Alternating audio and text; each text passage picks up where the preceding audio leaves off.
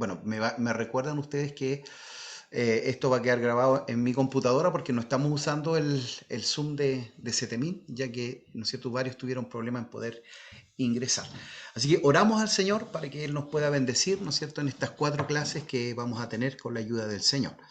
Amado Dios, te alabamos, te bendecimos, te glorificamos en esta tarde. Gracias por tu amor, por tu fidelidad.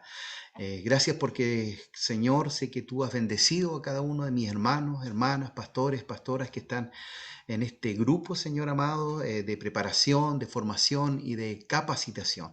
Señor, estamos delante de ti, somos tus hijos, somos tu pueblo y te amamos, Señor, y queremos cada día ser formados y ser capacitados, Señor, de acuerdo a tu palabra y a tu reino. Bendice a aquellos a los que hoy no podrán estar, Señor, algunos por motivo de trabajo, por motivo de salud, y también, Señor, bendice a aquellos que se irán añadiendo, Señor, con el transcurso de los minutos. Bendice nuestras vidas, ayúdanos, ministranos, capacítanos, Señor, con la gracia y el poder que viene de tu Espíritu Santo. Oramos en el nombre poderoso de Jesús. Amén y amén. Bueno, mis estimados, les voy a invitar a que abran su Biblia allí en Segunda de Timoteo, capítulo 4, un pasaje muy conocido, ¿ya? Segunda de Timoteo, capítulo 4, verso 2, ¿ya? Segunda de Timoteo, capítulo 4, verso 2.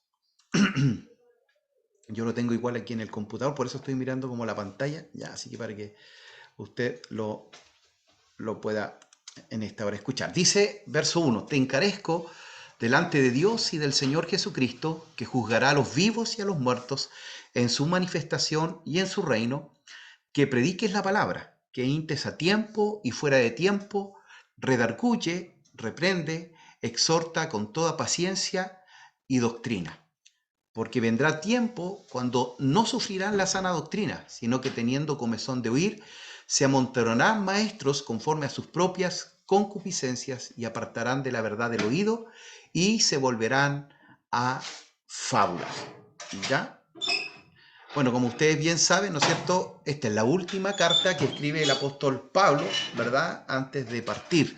Él, ¿verdad? Le escribe a su hijo espiritual, Timoteo, ya un joven pastor que él había dejado en la iglesia de Éfeso, ya en la iglesia de Éfeso deja a Timoteo, ¿verdad? Y le hace este encargo, que pueda predicar, ¿no es cierto?, la palabra a tiempo y fuera de tiempo, ¿ya? Entonces este es un desafío, hermanos, para el día de hoy, ¿ya? Para el siglo XXI. Ya sabemos que la homilética son los principios, ¿no es cierto?, que tienen que ver con poder hacer un bosquejo, un sermón, ¿ya? Que podamos predicar la palabra. Entonces, es allí donde está el desafío, ya que podamos predicar, ¿no es cierto?, a tiempo y fuera de tiempo. Ya nosotros tenemos ahí un manual, el cual vamos a utilizar, pero también, ¿no es cierto?, hay unas versiones aquí que yo tengo que dice, proclama la palabra, insiste a tiempo y a destiempo, reprende, increpa y exhorta. Parece que mi hermano, vamos a silenciar a mi hermano Roberto, que está con el... Ahí sí, hermano Roberto, está con el micrófono encendido. ¿Ya? Entonces, tenemos ahí, ¿no es cierto?, que la escritura también hay otras versiones que dicen, proclama la palabra, insiste a tiempo y a destiempo, reprende, increpa, exhorta con toda paciencia y sin cejar en la enseñanza. Otro dice, proclama la palabra, insiste a tiempo y a destiempo, reprende, amenaza, exhorta con toda paciencia y doctrina. Que prediques el mensaje, que insistas cuando sea oportuno y aun cuando no lo sea. Convence, reprende y anima, enseñando con toda paciencia. Ya varios versículos, ¿no es cierto?, entre comillas, versiones, que nos hablan de esta misma verdad, ya que es predicar, ya que es predicar la palabra del Señor. No hay problema, hermano Roberto, que pueda participar nomás ahí desde el trabajo. Así que en esta hora, queridos hermanos, bueno, hemos orado, estamos grabando la clase para aquellos que hoy no van a poder estar, pero en esta hora la homilética, ¿no es cierto?, usted tiene allí su manual, así que yo le voy a invitar que pueda abrirlo en la primera hoja, ¿no es cierto?, su manual. Y yo también lo voy a abrir acá, ¿no es cierto?, para que podamos ver el plan de curso, ¿ya? Entonces, bueno, le doy la bienvenida ahí a quien no había saludado, nuestro hermano Roberto, que se pudo agregar a pesar de que está ahí en su trabajo, al pastor Héctor también, Dios le bendiga, pastor Héctor, a Jocelyn y Germán también que se agregaron ahora, ¿no es cierto? Y ya los otros los había saludado, Radomiro, Eduardo, ¿verdad? Y también a nuestro pastor Enrique y Valentina, ¿no es cierto? También le habíamos saludado. Estimados, la materia que nos corresponde ver, ¿no es cierto? Son 4 clases en las cuales, ¿verdad? Tenemos que salir expertos predicadores. No, en 4 clases no hacemos predicadores, pero sí, ¿no es cierto? Por lo menos ustedes van a tener la noción de cómo hacer un bosquejo para predicar la palabra, ¿ya? Para predicar la palabra. Ahora, hermanos, ¿por qué son buenos los bosquejos? ¿Por qué cree usted que es bueno tener un bosquejo para predicar la palabra? Pastor Enrique, o por qué no es bueno. Puede que usted no esté de acuerdo en hacer bosquejos, ¿ya? Me gustaría escuchar sus impresiones. Yo voy a salir un poquito de la pantalla compartida para que podamos mirarnos un poquito. Pastor Enrique, ¿usted está de acuerdo, está en desacuerdo en el tema de un bosquejo para predicar la palabra? En lo personal, sí, estoy totalmente de acuerdo. De hecho, lo utilizo antes de predicar. Hago mi bosquejo para para llevar un mensaje bien ordenado, porque a veces uno pasa que, bueno, no generalmente hago bosquejos, pero creo que es muy importante porque así uno lleva el mensaje bien ordenado, conforme al contexto, conforme a la historia y también a la actualidad. Así que estoy totalmente de acuerdo con esto. Ok, gracias, Pastor Enrique. Ya ahí dio un punto importante, ¿no es cierto? Nos ordena, ya nos ordena, porque de pronto, ¿no es cierto? Bueno, cuando no hay un bosquejo, de repente, ¿no es cierto? Nos salimos del punto principal y nos vamos, y nos cuesta volver. Usted sabe que especialmente nosotros los pastores, ¿no es cierto? Nos cuesta soltar el micrófono y el bosquejo nos permite, ¿no es cierto? No alejarnos, ¿no es cierto? De la verdad que queremos entregar. Eh, Pastor Héctor, Pastor Héctor, ¿usted está de acuerdo con el bosquejo? ¿No está de acuerdo con el bosquejo? No sé si puede hablar también allí mi pastor. Sí, Sí, bueno. es importante el bosquejo, pero como usted a veces se da el caso de que cuenta alguna experiencia. Eh, en la foto que yo le mandé, yo estaba predicando y yo usé el puro texto y después yo tenía mi bosquejo guardado y no lo ocupé para nada. O sea, me dejé llevar por lo que el Señor me dio y porque el Espíritu Santo me dio en ese momento que predicara. Eso. Ok, sí, el bosquejo es una ayuda, ¿no es cierto? Pero no debe ser una camisa de fuerza, ya que nos amarra, ¿no es cierto?, a lo que habíamos traído, porque, bueno, de pronto, ¿no es cierto?, debiera ser que siempre nuestras predicaciones deben ser, ¿no es cierto?, con oración. Es decir, qué es lo que Dios quiere decir al pueblo. Y a veces nos encontramos con la sorpresa que Dios nos cambia, ¿no es cierto?, la predicación.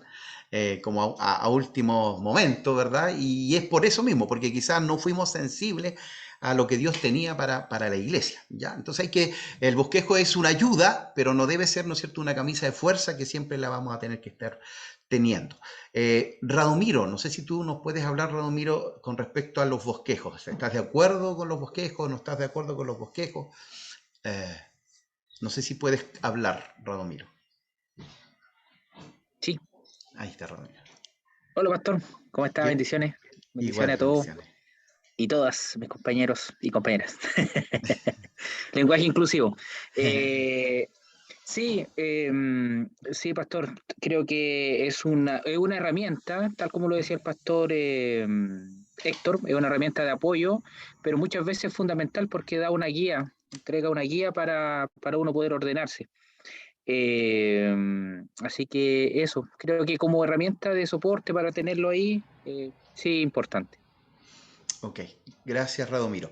Hermana Valentina, bueno, le pregunto igual a ustedes, bueno, primero le pregunté a algunos de los pastores, ¿no es cierto? Igual sé que hay más ahí encargados de obras también, porque a veces también para los hermanos no es fácil o no todos tienen la posibilidad de predicar, ¿ya? Entonces igual es como un desafío para algunos, ¿no es cierto? A veces predicar la palabra y qué bueno es saber, ¿no es cierto? Que por lo menos sí ustedes tienen la noción o lo han hecho, ¿ya? Valentina. ¿Qué piensas tú con respecto a el tema de los bosquejos? Bueno, coincido con la mayoría, creo yo que es una muy buena herramienta que es súper necesaria. Obvio que, como decía también el pastor, que uno se abre a las posibilidades, ¿cierto?, de cambiar detalles o abrir, pero el hecho de tener un orden también en la preparación nos permite un estudio y tener ideas claras, porque de repente cuando nosotros no lo pasamos a papel o no hacemos un bosquejo, tal vez nos dispersamos por muchas cosas y finalmente el mensaje como esencial de repente se pierde.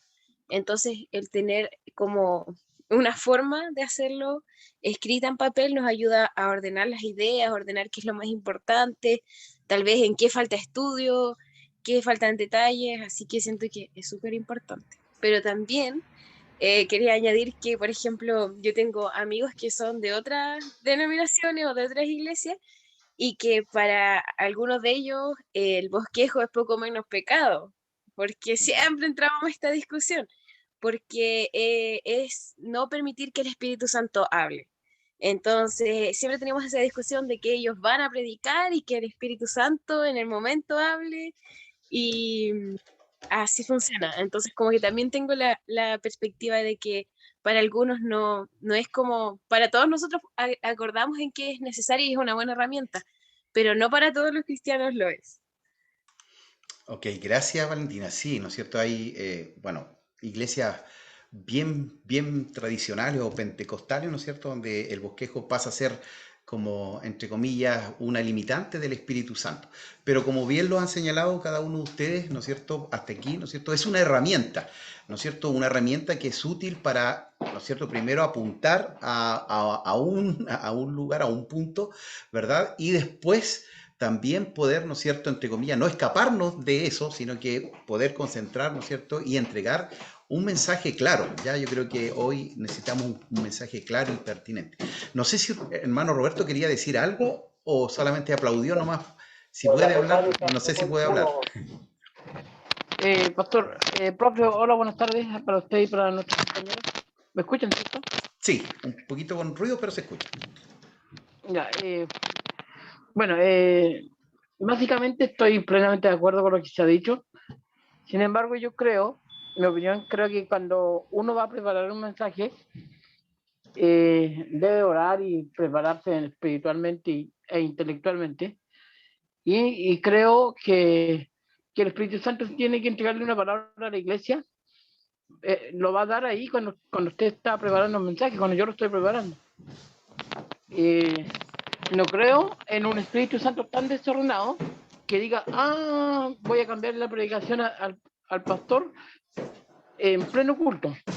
No creo en un Dios que cambie y que cambie así automáticamente. A no ser, como usted dijo hace recién, que Dios estaba hablando y nosotros no lo entendimos. Que ahí sí Dios puede intervenir. Ok, sí, Lo hermano. digo porque esto bueno, a mí me enseñaron desde chiquito, desde los 12, 13 años, me enseñaron que tenía que predicar con bosquejo. Los pastores que he tenido, tanto Juan Sánchez como el difunto Rubén Gallardo, fueron muy categóricos en eso, y el pastor actual, el pastor Treviño, ve un mensaje desordenado y termina el culto y nos felicita rápidamente. Así que así que en ese sentido siempre nos han enseñado a entregar una palabra preparada y no. Ahora, si el Espíritu Santo tiene que hablar, yo creo que cuando uno está orando, Dios va a ir inspirando. Termino con esto, que no puedo hablar mucho.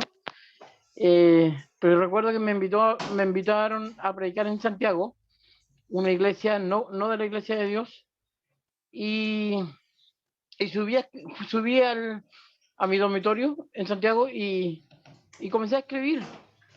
Comencé a escribir, a leer y a escribir lo que venía allí. Y llegó un momento que no lo soporté más y comencé a orar. Era tanta la necesidad en mi corazón de orar, y comencé a orar. Y después que terminé de orar, tomé el lápiz y escribí todo lo que venía en mi corazón. y era la palabra que la iglesia necesitaba en esa ocasión.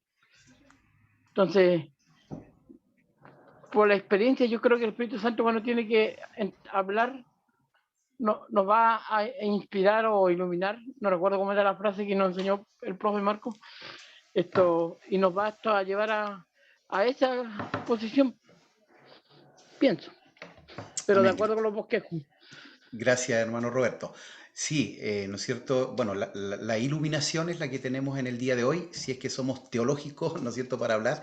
La inspiración se cerró con el canon escritural. Ya no, cuando hablamos de inspiración, hablamos de que se le agrega más texto a la Biblia y ya no hay más texto, ¿no es cierto? Ya todo lo que se reveló y se inspiró ya está ahí con Apocalipsis, ¿no es cierto?, cerrado. Entonces, Dios nos habla, ¿no es cierto?, y es importante el bosquejo en ese sentido, ¿verdad? Que nos encamina, nos ordena, ¿verdad? Y sí, a veces Él sabe cuál es la necesidad de la iglesia.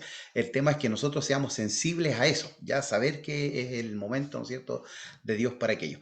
Termino con los dos que me quedan nomás y después vamos al plan de curso. Esto es solamente para saber, ¿no es cierto?, un poquito cómo están ustedes, de acuerdo, en contra. Así que, hermano Eduardo, hermana Marisol, ¿ustedes qué piensan con respecto al tema del bosquejo?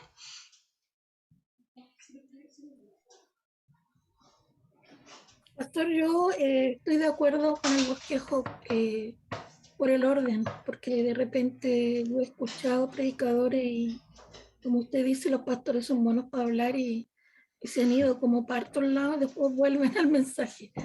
Perdón que le diga esto, pero creo que sí, es para que sean ordenados, sí, está bien. Me parece todo lo que dice el hermano Roberto igual tiene que ser guiado por el Espíritu Santo, todo lo que nosotros hagamos. Y también en la búsqueda tenemos que tener oración. Tenemos que tener oración. Así que por lo menos esa es mi opinión. No sé, mi amado esposo. Igual, compartimos la opinión. Siempre tiene que haber una preparación espiritual antes de una predicación, porque esa es la guía, pues es el fundamento que nosotros tenemos que tener. Y ahí preparamos un bosquejo también para no salirnos del tema principal. Eso, mi Ok, pastor. gracias hermano Eduardo, hermana Marisol. ¿Ya? Entonces también están de acuerdo. Jocelyn y Germán. Y después estaríamos viendo el plan de curso. Yo me voy a mover un poquito después las piernas. Hola, por acá estamos con Germán. Hay un poco de ruido porque hay un maestro en mi casa, por si acaso. Pero me escuchan, ¿cierto? No es Germán golpeándote, eso estamos bien. No. Nosotros, bueno, por mi parte, yo estoy súper de acuerdo también por todo lo que han dicho mis hermanos. Y Valentina igual dijo un concepto que me identifica tremendamente, que era, uno a veces se pone muy disperso para hacer los mensajes o las enseñanzas. A mí me ha tocado hacer enseñanzas o estudios en mi iglesia y para los jóvenes también.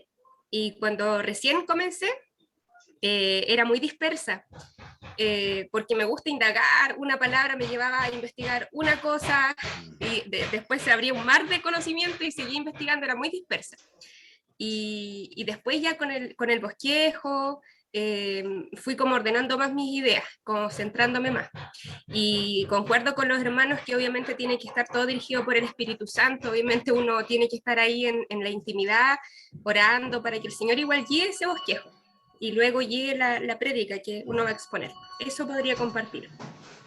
Gracias, José. Germán, te escuchamos.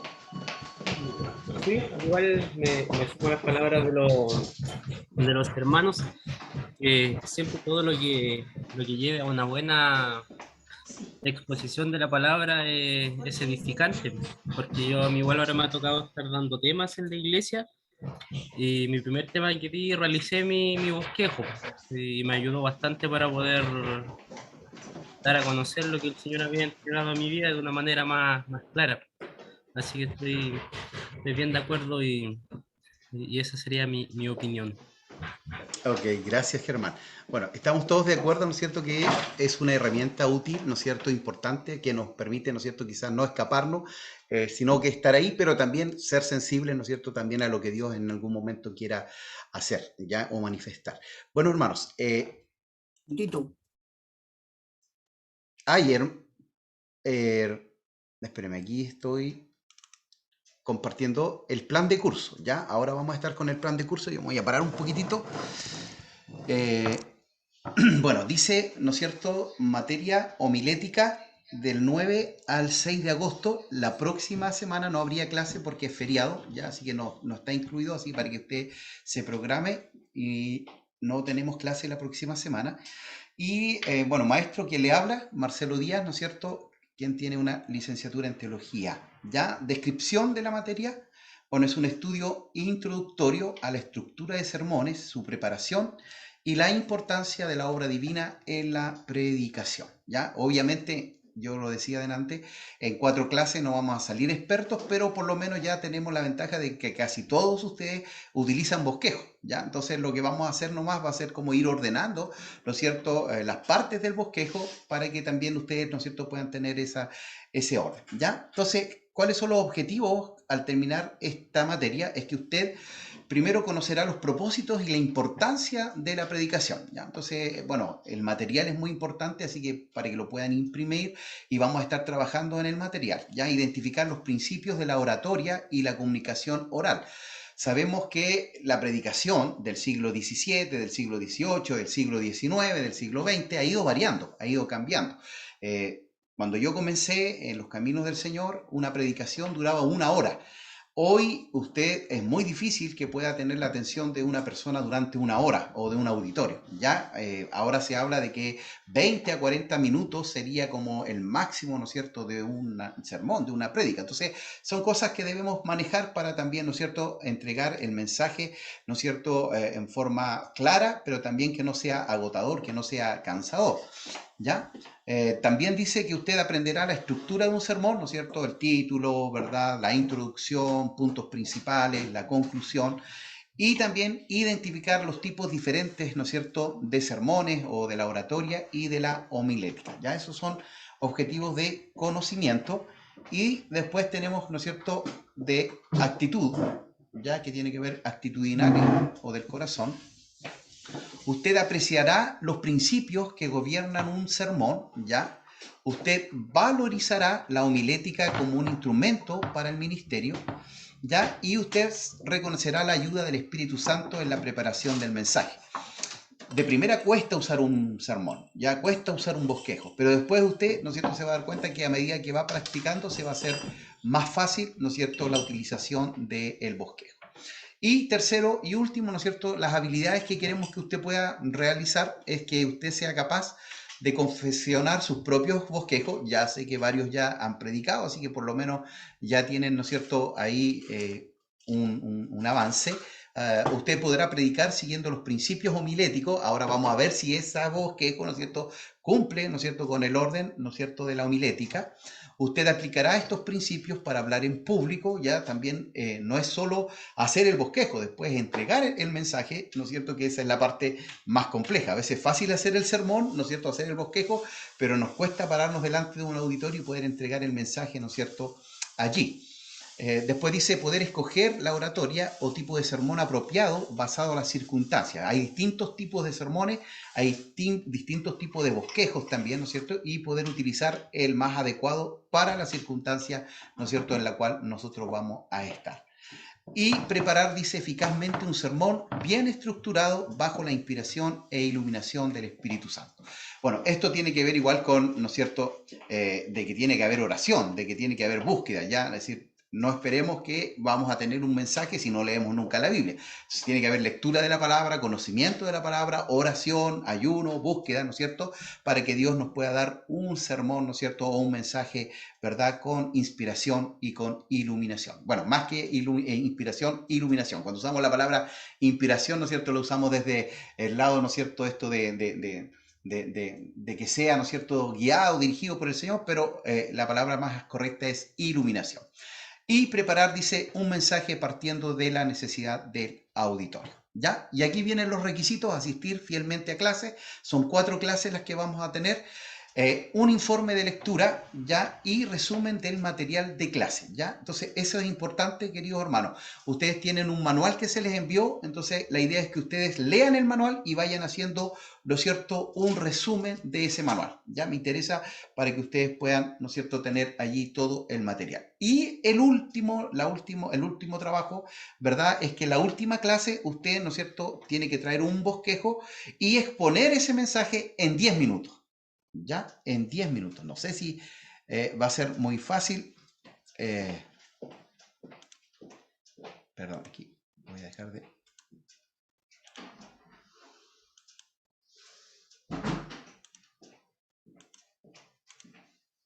Entonces, en 10 minutos usted va a tener que hacer una predicación. No sé si están claros. Entonces, son dos trabajos nada más que tendríamos. Uno, ¿no es cierto?, hacer un resumen del manual que se les envió. Ya, la idea es que ustedes vayan ahí porque va por capítulo, así que ustedes pueden ir diciendo, ¿no es cierto?, cualidades del predicador, ¿no es cierto?, características espirituales, ya, el resumen, y el otro sería, ¿no es cierto?, un bosquejo, ¿no es cierto?, que ese bosquejo obviamente también tiene que estar de acuerdo a lo que vamos a aprender en esta semana, ¿ya? Entonces, no sé si hay alguna duda, consulta, y van a tener 10 minutos para exponer ese mensaje aquí en vivo, ¿ya? En vivo a través de Zoom. ¿Profe? Sí, Radomiro. Disculpe, bueno, yo aquí utilizo el profe o pastor. Para No hay mí problema, son no como... te preocupes. no, si no, Sí. ya. El manual que usted habla, pastor, es este que se denomina material original homilética actualizado. Exacto, ese Perfecto, es, ya, ¿sí? ya, gracias. Igual yo les voy a enviar un libro también que es El Sermón Eficaz, ¿ya? El Sermón Eficaz es un libro de homilética, pero es más extenso. Ese es para que ustedes después ya, ¿no es cierto?, con más tranquilidad puedan ver cada una de las partes del bosquejo, pero que yo se los envié, ¿no es cierto?, que se lo envió el pastor Julián en realidad, ¿no es cierto?, es el material original, es el que me interesa que ustedes lo puedan resumir, ¿ya? Entonces me voy a dar cuenta de que leyeron todo el material, ¿Seguridad? ¿ya? Hermano Roberto.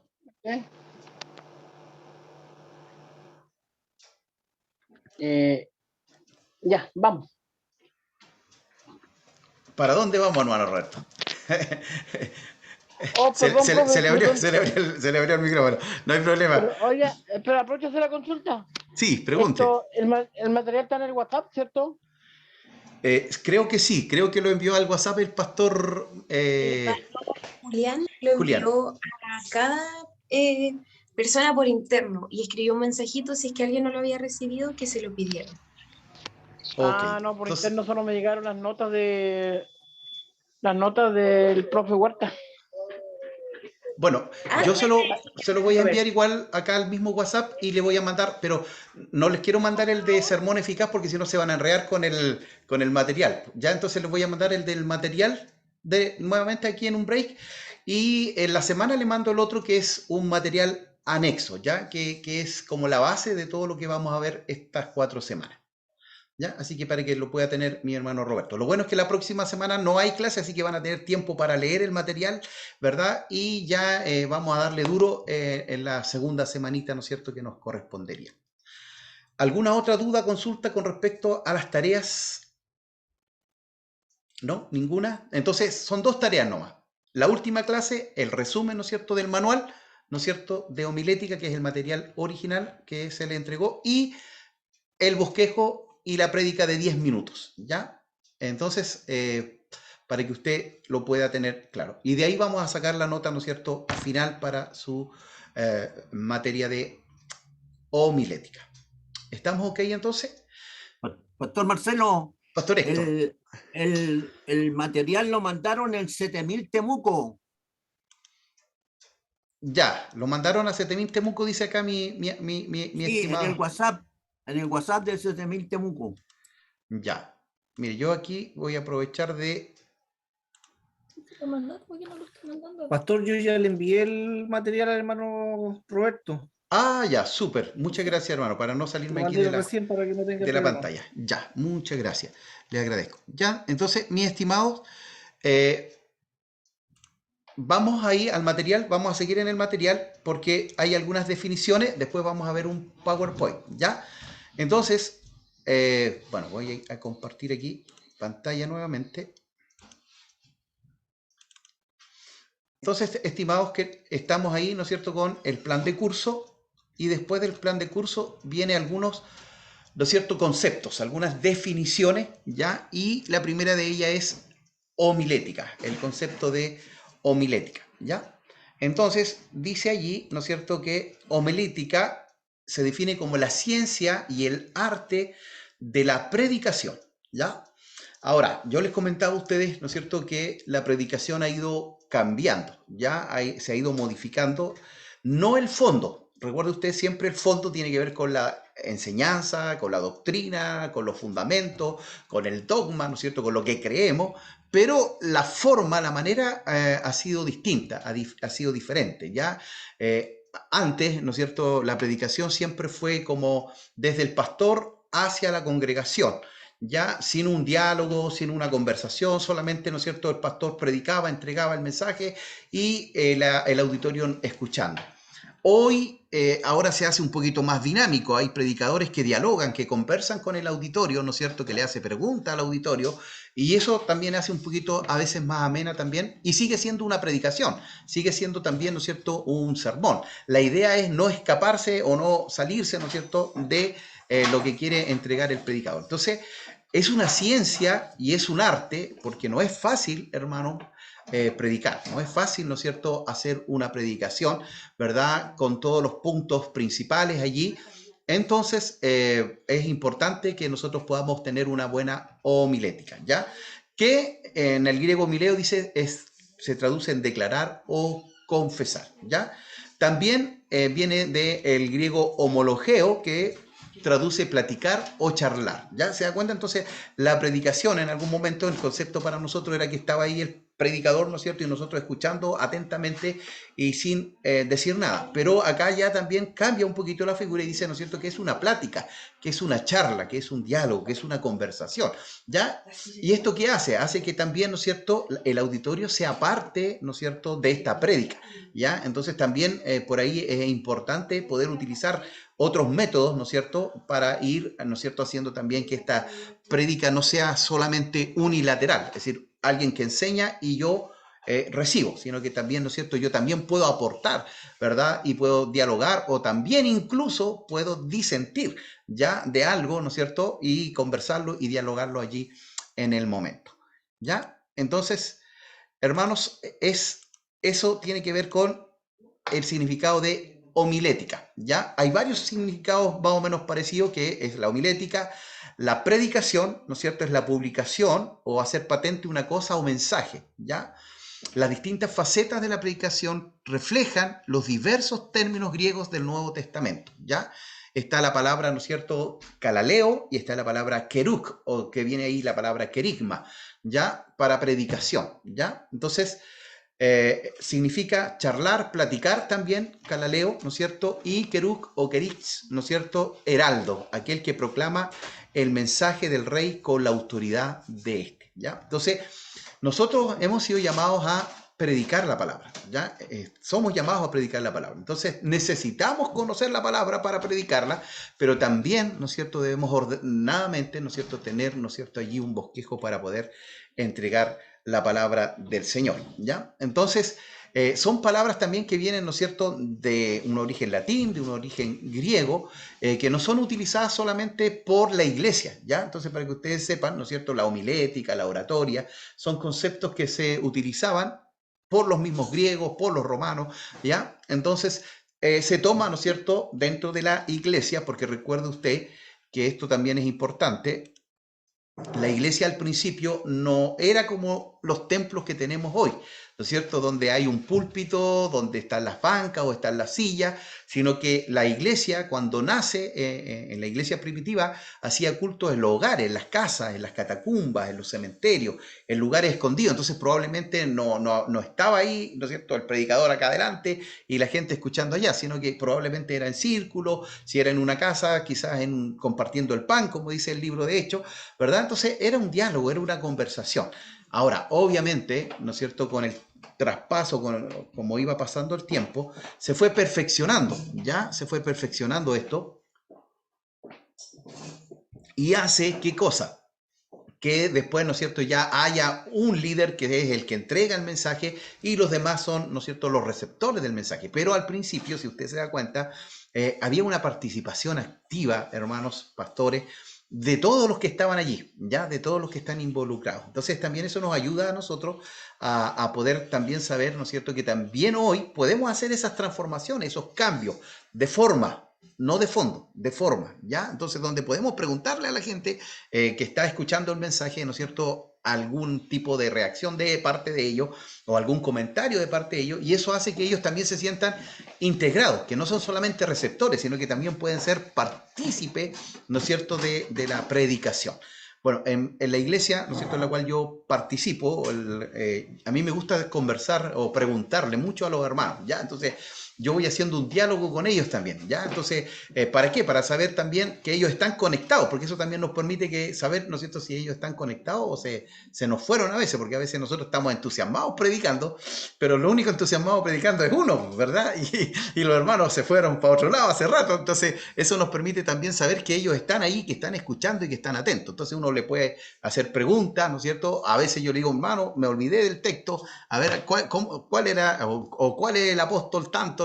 Entonces se da cuenta y eso hace que la gente también esté un poquito más prendida, ¿ya? Entonces, este camino en el cual vamos a andar durante estas 4 clases tiene que ver con esto, estimados, ¿ya? Vamos a ver, ¿no es cierto?, el tema de cómo poder construir una predicación, pero también los requisitos del predicador.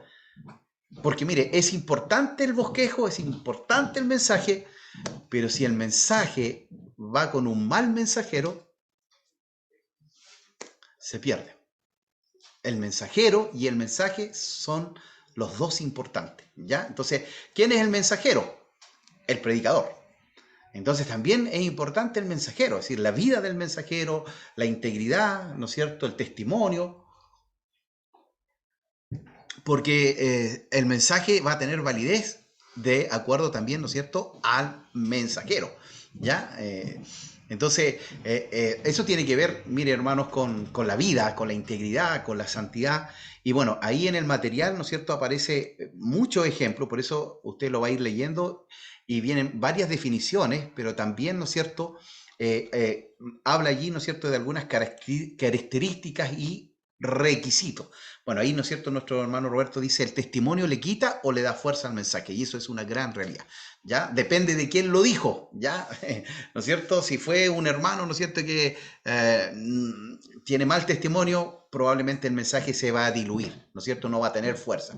Pero cuando es un hombre de Dios, ¿no es cierto?, que uno sabe que tiene testimonio, ¿no es cierto?, el mensaje va a ser poderoso, ¿no es cierto?, fuerte, porque quien lo dijo lo respalda. Recuerde usted que la gente cuando escuchaba al Señor Jesús decía que el Señor era distinto a los escribas y a los fariseos, porque Él predicaba con autoridad, no como los escribas, porque los escribas pedían cosas y ellos no eran capaces de realizarlas, de hacerlas. Entonces, por eso es tan importante, ¿no es cierto?, la calidad o el testimonio.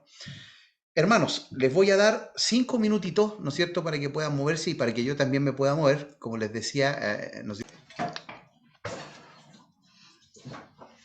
Entonces, mis queridos hermanos, voy a compartirle acá la pantalla para que podamos ver este PPT.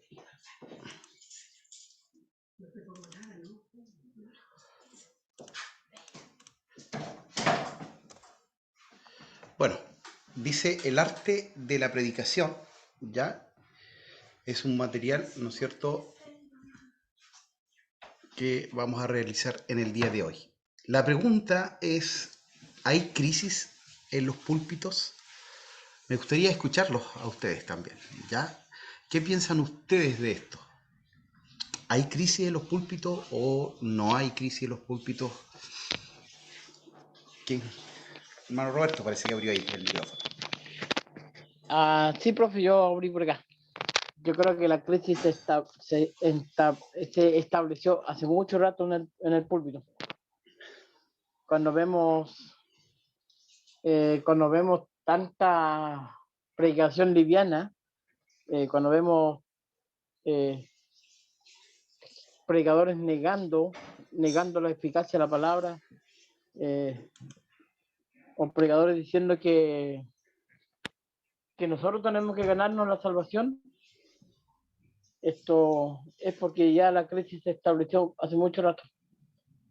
Esto pienso yo, o eso veo. Ya, gracias, hermano Roberto. Entonces, usted dice, ¿no es cierto?, que hay un desconocimiento de la escritura, de la palabra, de la doctrina, de la enseñanza, y cualquiera puede, ¿no es cierto?, decir, entre comillas, cualquier cosa. Que recuerde que nosotros predicamos y se predica, lo que se predica es la palabra, ¿ya? Entonces, debe haber Exactamente. un conocimiento profundo de la escritura. Profe, Sí, perdón, es que lo digo por experiencia. Yo cuando me enviaron a estudiar, digo que fue una gran bendición. El pastor Gallardo me envió a estudiar a la Escuela de Cristo. Y desde el día que el pastor le anunció a la congregación que yo iba a estudiar, la mitad del cuerpo líder se levantó en mi contra. Que era pecado estudiar la palabra. A esa magnitud. Que teníamos que hablar lo que el Espíritu Santo nos daba. Y después cuando volví, decían del púlpito, decían los pregadores de la fábrica, o algo así era la frase que decían, refiriéndose precisamente a los que estábamos estudiando la palabra. Pero cuando usted lo escuchaba a ellos, no tenían contenido bíblico, no tenían estos conocimientos de la historia, hablaban incoherencias, y lo digo esto con dolor de mi corazón, pero eran líderes en mi iglesia, los primeros en negar esta facultad del estudio. Yo recuerdo que siempre les debatía con Juan 5:39, escudriñar las escrituras. Pero escuché predicadores más adelante, con el tiempo, me encontré con pastores, no de la Iglesia de Dios, sino de otras denominaciones, predicar en contra del estudio bíblico. Para ello era el Espíritu Santo, tenía que inspirarnos o iluminarnos, perdón, y era suficiente. Entonces, pero hoy día es cuando escuchamos un Cas Luna, un Maldonado, o a uno de estos tantos predicadores, vemos eso mismo. Vemos la falta de conocimiento de la palabra, vemos que perdón. Eso, profe. gracias, hermano Roberto. ¿Quién más quiere opinar con respecto a habrá crisis en el púlpito?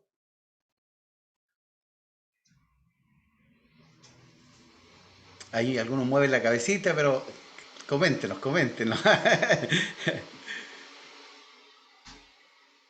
Pastor. Radomiro. Bueno, yo no sé si, bueno, yo soy más joven, digamos, que aquí, entonces quizás usted tiene más experiencia en viendo quizás la evolución, o si es que la iglesia ha entrado en crisis en cuanto a la predicación. Pero algo que dijo usted bien importante y me hizo sentido ahora que estamos conversando es la importancia de quién realiza el mensaje, o quién es el que predica. Bueno, y yo gracias a Dios en la iglesia que he estado me he encontrado con buenos predicadores, la verdad. Con predicadores con una base teológica muy fuerte, con una base bíblica muy fuerte, entonces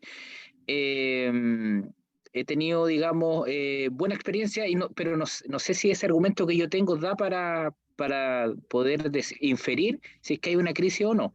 Pero sí creo que en lo que sí estoy de acuerdo con el pastor, con el hermano Roberto, es que sí también hay de repente personas que se hacen famosas predicando y quizá nos dan el ancho, por así decirlo, porque esto igual es una práctica bien sensible y bien importante. Pero así también hay predicadores muy reconocidos a nivel mundial que son muy buenos, con una base bíblica y teológica bien potente, y que yo siempre digo, el pastor Bullón es adventista, pero es un teólogo muy potente y con una base bien interesante, que yo lo escucho bastante. Así que eso. Gracias, Radomiro, por tu opinión. Sí, bueno, qué bueno que hayas tenido una buena experiencia, ¿no es cierto? Porque esta es una pregunta más bien local, ya más bien local, porque sí, a nivel mundial siempre van a haber buenos y también malos, ya eso es innegable, ya hay una calidad de predicadores excelente y también hay otros, ¿no es cierto?, que utilizan la predicación lamentablemente, ¿no es cierto?, para, como dice también el apóstol Pablo, ganancias deshonestas o para obtener algún beneficio, pero Pablo dice igual, como sea, la palabra es predicada. ¿Ya? No se complicaba mucho Pablo con respecto a eso, pero sí, ¿no es cierto?, daba a entender aquello. Pero qué bueno es eso, porque hoy la homilética, ¿no es cierto?, que tiene que ver con hacer buenas predicaciones, también tiene que ver con la otra palabrita que es la hermenéutica. Ya ustedes ya ¿tuvieron ya hermenéutica o no? Estimados, no. ¿No? La hermenéutica, Hermenéutica. sí, ya tuvimos nosotros. Sí, tuvieron, ya. Entonces, la hermenéutica va muy unida a la homilética, porque para poder predicar tengo que ser buen hermeneuta. Ya tengo que hacer una buena interpretación de la escritura.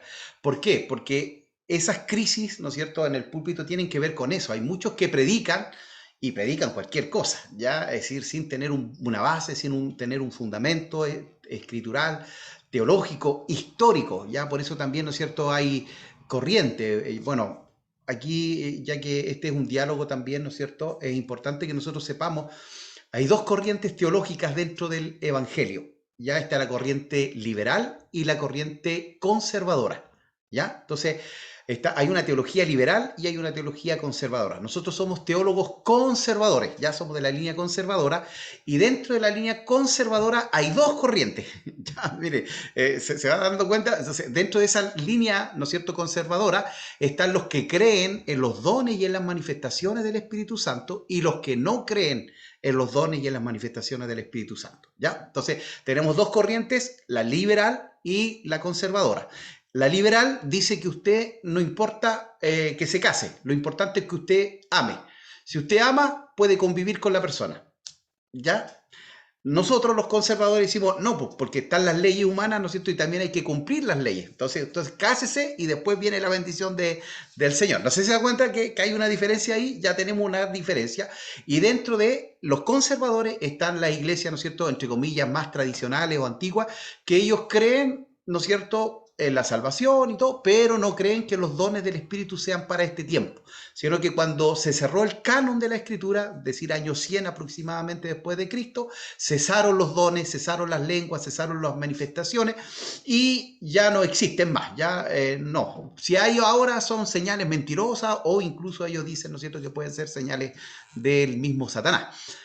Pero están, ¿no es cierto?, los pentecostales, que somos nosotros, ¿no es cierto?, que decimos que sí, que los dones son para el día de hoy, hay manifestaciones, hay sanidad, hay milagros, ¿verdad?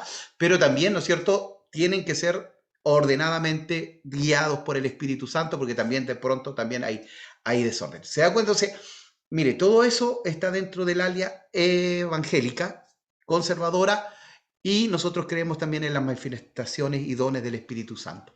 Entonces, eso tiene que ver igual con las predicaciones, por eso es tan importante cuando nosotros escuchamos. Yo le digo a los hermanos, hoy usted tiene mucha información, ¿ya? Y usted pone predicación de tal cosa y le van a salir 100, 1000, 1.000.000 de predicadores distintos, diferentes, distintos. Entonces, ahí es donde nosotros tenemos que tener claro, ¿no es cierto?, cuál es nuestra postura, en qué creemos, ¿ya? Mire, el otro día nomás teníamos nosotros conocí yo un pastor muy, muy, muy querido. Ahora, mire, las formas para mí son formas, ¿ya? Pero cuando usted le enseñaron, ¿no es cierto? Porque dentro, mire, imagínense, dentro de el área evangélica que cree en los dones del Espíritu Santo, hay algunos que creen que el bautismo es por inmersión y otros que es rociadito nomás, ¿ya? No necesitan meterse ya con el agua, sino que le tiran agüita nomás y ya. Ahora, yo entiendo que el bautismo no salva, pero es una ordenanza, es un mandato de parte del Señor, ¿verdad? Y que a mí me enseñaron que era por inmersión, que hay que sumergirse, ¿no es cierto? Porque la palabra bautizo significa eso en su original. Pero hay una persona que toda la vida, ¿no es cierto?, estuvo en esto y ahora se cambió de iglesia y ahora bautiza por aspersión. Entonces ahí uno dice, ¿qué pasó? ¿Cuál era su base escritural? ¿No es cierto? Porque usted puede creer una cosa o puede creer la otra, pero créala con convicción, ¿ya? Es decir, yo tengo que tener un respaldo a esa creencia. No, es que me dijeron, no, eso no es un respaldo, ¿ya? Entonces, por eso la homilética tiene que ver igual con la hermenéutica, ¿ya? Entonces, para interpretar correctamente la escritura, yo voy a poder también tener un mensaje, pero como bien lo señalaron varios de ustedes, el mensaje igual es muy importante, el mensajero. ¿Quién es el que entrega el mensaje? Entonces, es verdad, nosotros podemos escuchar muchos personajes que entregan un mensaje a través de Internet, ¿no es cierto? YouTube, de Facebook, pero ¿quién es el personaje? ¿Quién es la persona en realidad? ¿Es un hombre de Dios? ¿Ama al Señor? ¿Ya? Porque a veces se muestra algo que no es, ¿ya? Entonces, por eso es tan importante, ¿no es cierto?, en esto también el mensajero. Bueno, volvemos aquí a compartir pantalla, pero era para poder dialogar un poquito, ¿no es cierto?, con esto de, ¿hay crisis en los púlpitos? Bueno, en algún momento, debido a esto, hermano, yo hago clases ya por más de 15, 20 años en seminario, y hay un seminario de la Asamblea de Dios al cual también hago clase, y yo hago panorama del Nuevo Testamento. Entonces, ¿qué pasa? Que yo recibo a todos los nuevos que vienen llegando recién, ¿no es cierto?, al seminario, y lo que me he dado cuenta es que cada vez la gente que llega al seminario sabe menos de Biblia. ¿Ya? Cuando nosotros estudiábamos, a usted le pedían por lo menos que usted tenía que tener, no sé, 2, 3 años en la iglesia, haber pasado por un discipulado, y ahí recién podía ir uno al instituto o al seminario. Entonces ahora no, bueno, también agradezco que se abrió también para todos, porque antes como que el seminario no era para todos, era como exclusivo, ¿no es cierto?, para los más maduros, pero no hace mal el seminario, ya lo que decía el hermano Roberto, ¿verdad? Muchas veces a nosotros nos dijeron, la mucha letra mata, así que no estudie mucho, hermano, porque lo va a matar espiritualmente. Y eso está hablando de la letra de la ley, no está hablando de la letra de la palabra es viva, eficaz y produce transformación, produce cambio, ¿ya? Entonces, ahí es importante capacitarse, prepararse, pero yo eso me he dado cuenta, cada vez la gente conoce menos de la Biblia, conoce menos de la Escritura, y eso hace que haya una crisis en los púlpitos, ¿ya? Porque mucha gente predica lo que no sabe o lo que no conoce. Entonces, por eso es tan importante, mire hermano, para hacer una predicación que dura 40 minutos a 60 minutos, una predicación de verdad, ¿usted sabe cuánto necesita de preparación? Son 15 horas aproximadamente. 15 horas donde usted tiene que buscar el pasaje, 15 horas donde usted lee el pasaje, 15 horas donde usted va buscando las palabras principales, el contexto, quién lo escribió, cuándo lo escribió, por qué lo escribió, qué significa esto teológicamente. Entonces, es profundo. Entonces, nosotros estamos acostumbrados, ¿no es cierto?, a escuchar siempre al pastor todos los domingos. Ahora eso también ha ido cambiando. Muchas iglesias, ¿no es cierto?, están permitiendo que los hermanos también puedan predicar, no solamente los pastores. Antes éramos como los católicos, ¿no es cierto?, solo el cura podía ejecutar la misa. Ahora ya no, gracias al Señor, ¿no es cierto?, los miembros también tienen la posibilidad de entregar un mensaje, pero también eso es una responsabilidad del pastor, ¿no es cierto?, ver que el hermano que va a predicar sea, ¿no es cierto?, una persona preparada, que conozca lo que va a predicar y no diga cualquier cosa, ¿ya? Porque también nosotros somos responsables. Recuerde usted que lo que se predica va a quedar en la persona que va a estar escuchando, ¿ya? Entonces, si usted dice, pongámosle, yo estuve una vez en un lugar donde la hermana dijo que el Espíritu Santo se enfermaba. ¿Eso está bien o está mal? ¿Que el Espíritu Santo se enferma? Mal, ¿no es cierto? Porque el Espíritu Santo es Dios y Dios no se enferma. ¿Ya? Entonces, claro, ella quizás quiso decir, no sé, que el Espíritu Santo estaba triste o que se había, bueno, podemos apagar al Espíritu, podemos entristecerlo, pero decir enfermar es otra cosa. Entonces, esos detalles, hermano, si hay una persona nueva, ¿qué va a quedar? Queda con, el Espíritu Santo se enferma. Entonces, si se enferma, no es Dios, pues, porque se enferma. Dios no se puede enfermar. Entonces, se da cuenta que va trayendo consecuencias. Por eso también el pastor, al abrir, ¿no es cierto?, este abanico de posibilidades, también tiene que asegurarse que quienes predican, ¿no es cierto?, tengan un conocimiento, y para eso tiene que haber habido primero un discipulado, una formación. Mire, yo soy aquí bien sincero con ustedes. Bueno, mi hija se tuvo que retirar porque había una actividad en la iglesia, pero yo predico una vez cada 2 meses, día domingo. Es decir, de 8 domingos yo predico uno solo, porque tengo otro pastor que también predica una vez y tengo hermanos que predican bien, entonces, que los conozco, que he formado, entonces yo puedo descansar en que ellos van a entregar una palabra y que van a predicar, ¿ya? Para mí es más difícil invitar a un predicador de afuera que no conozco que hacer predicar a un hermano de mi iglesia que sí conozco. No sé si me hago entender, ¿ya? Entonces, pero muchos pastores no entregan el púlpito. Yo tuve un pastor que jamás le pasó el púlpito a nadie. La única vez que le pasó el púlpito fue a su hijo. Bueno, él predicaba 1 hora, hermanos, 1 hora y media. 1 hora y media. Usted sabe que 1 hora, 1 hora y media, una persona sentada pierde ya los 40 minutos, ya empieza a perder como se dice, la atención, la concentración. Muchos hermanos estaban durmiendo en la prédica. La única vez que entregó el púlpito se lo entregó a su hijo, y su hijo predicó 1 hora y media. Así que era igual, ¿ya? Entonces, ahora no tiene que ver con la hora y media, tiene que ver con el dinamismo, tiene que ver, ¿no es cierto?, con que yo puedo estar 2 horas escuchando a un predicador, ¿no es cierto?, que tenga contenido, pero también tengo que ser prudente, ¿no es cierto?, saber, ¿no es cierto?, la capacidad que tiene la gente de poder oír, de poder escuchar el mensaje de Dios, ¿ya?, el mensaje del Señor, ¿ya? Entonces, ¿puede haber crisis? En algunos casos sí. Ya hay muchos hoy que predican, hermanos, y predican cada cosa, cada disparate. Y lo malo no es que prediquen, sino que hay gente que les escucha y que les cree lo que predican. ¿Por qué? Porque también la gente no conoce la palabra. Entonces, lo más importante en esto es que haya un conocimiento profundo, ¿no es cierto?, de las Escrituras. Para poder predicar bien, tenemos que conocer la palabra del Señor. Ahora, ¿por qué acá dice este título, Crisis de los Púlpitos? Porque dice acá, ¿no es cierto? Bueno, este es un material adaptado ya del maestro Israel Miranda. Ya ahí tomamos algo que él hizo y también agregamos algunas cositas ya del pastor Israel, ¿no es cierto?, que fue el director nacional de educación y que ahora está pastoreando allí en Santiago.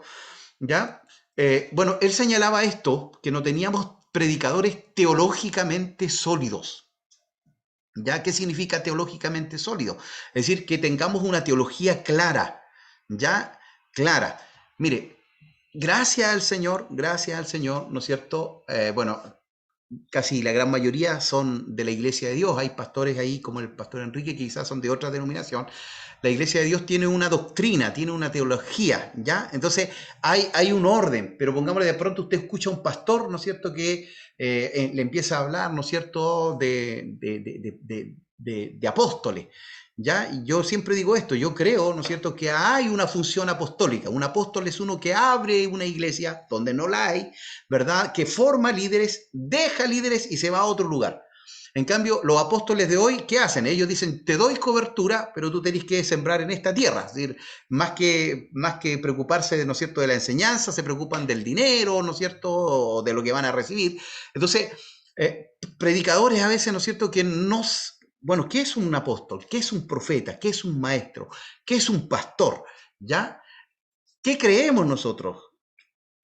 ¿Cuáles son nuestras doctrinas? ¿Ya? La doctrina del hombre, la doctrina de Dios, de la Trinidad, la doctrina de la salvación, la doctrina, ¿no es cierto?, del pecado, la doctrina de la palabra, de la Escritura. Toda la Escritura es inspirada por Dios. Entonces, a veces, ¿no es cierto?, faltan estos predicadores, ¿no es cierto?, que tienen una solidez teológica y son llevados de cualquier doctrina. Ya, como decía yo delante, un hermano que pensaba que el bautismo era de esta manera, se cambió fácilmente y empezó a bautizar de esta otra manera. Entonces, ¿qué pasó allí? ¿Ya? Siendo que nuestras convicciones deben ser profundas, ¿ya?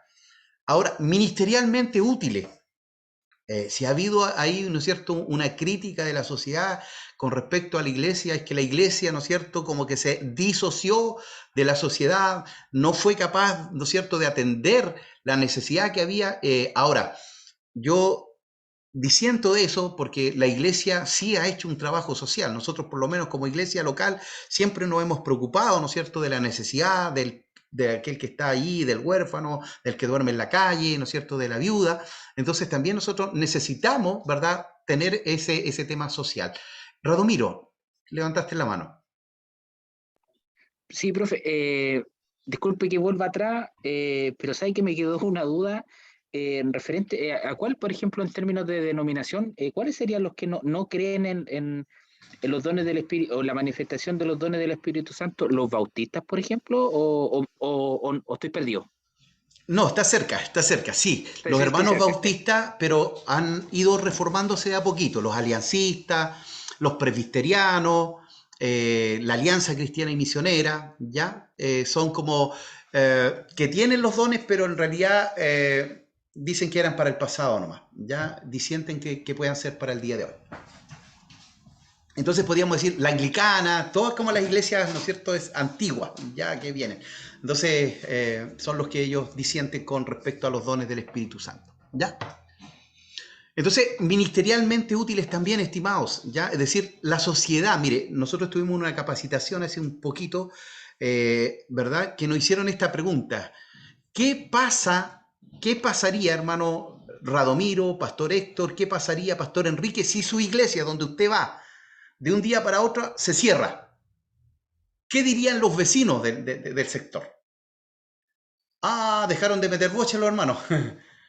O dirían, ¡oy, bucha, que esta iglesia no hace falta porque era una iglesia que tenía, ¿no es cierto?, un roce social, que ayudaba a la gente, que manifestaba el amor de Cristo? ¿Se da cuenta? Es decir, chuta, cuando nos hacen esa pregunta nos dejan como titubeando, porque en realidad la iglesia tiene una labor espiritual, pero también tiene una labor social. Entonces el mundo espera que la iglesia tenga un mensaje. Hermano, mire, los mensajes en el Antiguo Testamento, los profetas del Antiguo Testamento se les llamaban contestatorios, eran contestatorios, es decir, ellos iban, ¿no es cierto?, y atacaban y metían el dedo en la llaga, ¿ya? Entonces, contra la injusticia social, contra los problemas morales, no solamente los problemas morales, porque hoy se nos ataca, ¿no es cierto?, mucho que la iglesia se preocupa solo de lo moral y se olvida, ¿no es cierto?, de lo social. No, la iglesia también debiera preocuparse de que hubieran sueldos dignos, ¿no es cierto?, que hubieran, ¿no es cierto?, menos desigualdad social entre el que más gana y el obrero, ¿ya? Entonces, la iglesia tiene un mensaje. Ahora, el problema es que a veces nosotros hemos distorsionado el mensaje. Entonces, faltan predicadores que sean sólidos teológicamente, que saben lo que creen, ¿no es cierto?, en qué confían. También útiles ministerialmente, es decir, que el pastor no sea nomás esa figura, ¿no es cierto?, que va ahí, tiene corbata y anda con un libro negro. Porque hay algunos que piensan que el pastor es eso. No, el pastor es un hombre, ¿no es cierto?, que va y ora por los enfermos, que va y visita a la gente que está en los hospitales, ¿ya? Entonces, la iglesia tiene que ser también ministerialmente útil. Y esto también es importante. Nosotros, como predicadores, necesitamos ser relevantes contextualmente. ¿Qué es lo que está pasando hoy en el siglo XXI? Porque a veces nosotros nos hemos quedado en el pasado, estimados. Ya, lamentablemente, a veces nos hemos encerrado en una burbuja, ¿no es cierto?, donde, y a mí, bueno, yo les comento mi experiencia. Yo estudié en la universidad, ahora cuando grande, ya yo estuve en la universidad 6 meses, me fui a cortar el pelo nomás cuando hacían, ¿no es cierto?, el mechoneo, y después no volví, congelé, nunca más volví, me puse a trabajar, pero ahora, hace unos 10 años atrás, yo tomé una pedagogía, salí, ¿no es cierto?, de la universidad como profesor de educación básica, con mención en lenguaje. Pero ¿por qué me sirvió? Bueno, yo fui a estudiar por esto, porque yo hacía clases en otros institutos y casi todos eran profesores de profesión. Yo era de don, creo que tengo el don, creo que tengo el don.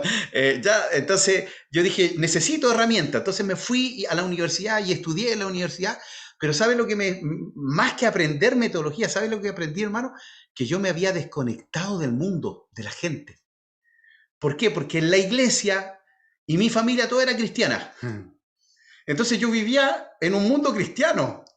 Entonces cuando yo llego a la universidad, me doy cuenta que las mujeres dicen insolencia. Y yo digo, ¿qué pasó? Me doy cuenta que los muchachos y que los hombres y que le ponían el gorro a sus mujeres y descaradamente. Entonces yo ahí dije, wow, ¿qué mundo estaba yo? ¿Se da cuenta? Entonces ahí yo comencé a mostrar, no con, oye, mira, yo soy pastor, soy hijo del Señor, sino que con mis acciones fui demostrando que era un hijo del Señor. ¿Ya? Entonces, cuando ellos tenían problemas, después, ¿a quién iban? Sin saber que yo era pastor, ellos acudían a mí, pero me hizo a mí conectarme con ellos y darme cuenta, hermano, que el mundo había cambiado, que el mundo era distinto, era diferente. ¿Por qué? Porque todo mi mundo en el cual yo me movía era espiritual, era cristiano, ¿ya? Entonces, todo era santidad. Y ahí me di cuenta que no, que el mundo vivía a otro mundo, ¿no es cierto? Y que los jóvenes, ¿no es cierto?, universitarios se acuestan con una mujer, mañana con otra y después con otra y despiertan con otro y para ellos eso es el pan nuestro de cada día. Y yo decía, wow, me quedé afuera, perdí el contexto. ¿Se da cuenta? Es decir, ahora, no significa que yo tenía que hacer lo que ellos hacían, no, pero sí podía darme cuenta, mira, así está el mundo. esto es lo que está pasando en el mundo. ¿Por qué? Porque yo tenía una visión muy de afuera, al no tener contacto con ellos. Por eso yo me imagino que a Jesús se le cuestionó esto. ¿Amigo de quién? ¿De pecadores y publicanos? ¿Ya? Entonces, ¿por qué? Porque él tenía que ir donde estaban los enfermos, pues, hermano. Entonces, a veces nosotros igual hemos cometido ese error, que nos hemos encerrado, ¿no es cierto?, en nuestras cuatro paredes, y allí hay bondad, hay amor, hay misericordia, pero el mundo se está haciendo pedazos. Y nosotros tenemos que tener un mensaje para ese mundo necesitado. Entonces, por eso ahí hablaba, ¿no es cierto?, de esto, de ser contextualmente relevante. ¿Qué está pasando en el mundo hoy, hermano? Hoy el concepto de familia, Pastor Héctor, ¿qué pasa hoy con la familia en el mundo? No en el concepto cristiano, pero aún, imagínense, aún dentro del cristianismo también el concepto de familia se ha ido cambiando. Pastor Héctor, ¿qué piensa usted de la familia hoy en el mundo? ¿Es un valor? ¿Es importante para el mundo una familia? Yo creo que la familia se ha ido desprestigiando, se ha ido cambiando, transformando, debido a que se ven tantas cosas entre los matrimonios. En un principio, Pastor Marcelo, nadie quiere casarse. O sea, partiendo de esa base, la gente ya no está interesado en eso. Después están los engaños entre las parejas, la violencia intrafamiliar que tanto se habla, y un sinnúmero de cosas que nosotros vemos. Y afortunadamente yo, pastor, comparto el diario acá con los pastores, con mis amigos, así que yo me informo de lo que está pasando por otro lado. Bueno, hay un predicador, no me acuerdo si era el príncipe de los predicadores, ¿no es cierto? ¿Quién era el príncipe de los predicadores? ¿Se acuerdan ustedes? Spurgeon, Charles Spurgeon, ¿ya? Él decía que el predicador tenía que tener la Biblia en un brazo y el periódico en el otro, ¿ya? Para ser contextuales, para saber lo que está pasando a nuestro alrededor, y eso es una realidad. Pero qué bien lo que dice usted, Pastor Héctor. Antes, Pastor Enrique, todas las familias que llegaban a nuestra iglesia eran papá, mamá, ¿no es cierto?, unas familias constituidas. Ahora viene, ¿no es cierto?, la persona con sus hijos, y el otro viene con sus hijos y más los hijos de ellos. Ahora nos encontramos con mucha gente que convive, que no se quiere casar, como decía el Pastor Héctor. Son realidades que están, es decir, antes, yo me acuerdo muy bien, si usted llegaba en esa condición, no podía activar, porque no, usted tiene que primero arreglar su situación, y después que la arreglaba, lo miraban un año más para ver si se había... Así era la iglesia, hermanos, antes. Ya no era que usted podía, sino que va encima, después que arreglaba su situación, lo tenían un año en observación, y recién ahí, ya, hermano, ahora va a poder dirigir. Y ahora llega mucha gente, ¿no es cierto?, con una familia no bien constituida, ya con funciones totalmente dispares. Entonces, la iglesia tiene que contextualizarse a eso. Es decir, vamos a tener a esas personas allí, tenemos que enseñarles, obviamente, pero el mundo tiene otras prioridades. Ya, como decían, no se quieren casar. Cada vez los jóvenes igual, los jóvenes quieren terminar su universidad, tener su casa, su auto, y ahí me voy a casar. Y antes, ¿no es cierto? Bueno, uno escucha a los 15, 16 años, ya estaba casado con 2, 3 hijos. Ha ido cambiando. La iglesia también tiene que contextualizarse, ¿no es cierto?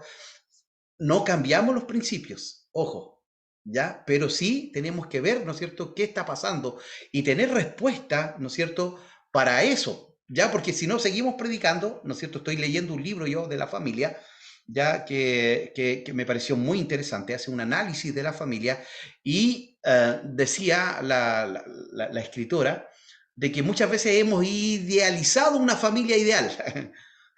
Hemos dicho, no, hay una familia que es la familia correcta, pero aunque haya papá, mamá e hijos, wow, qué difícil es que haya una familia bien constituida, hermano, porque a veces el papá es alcohólico, o a veces es un padre ausente, a veces la mamá es una mamá, ¿no es cierto?, quizás muy severa.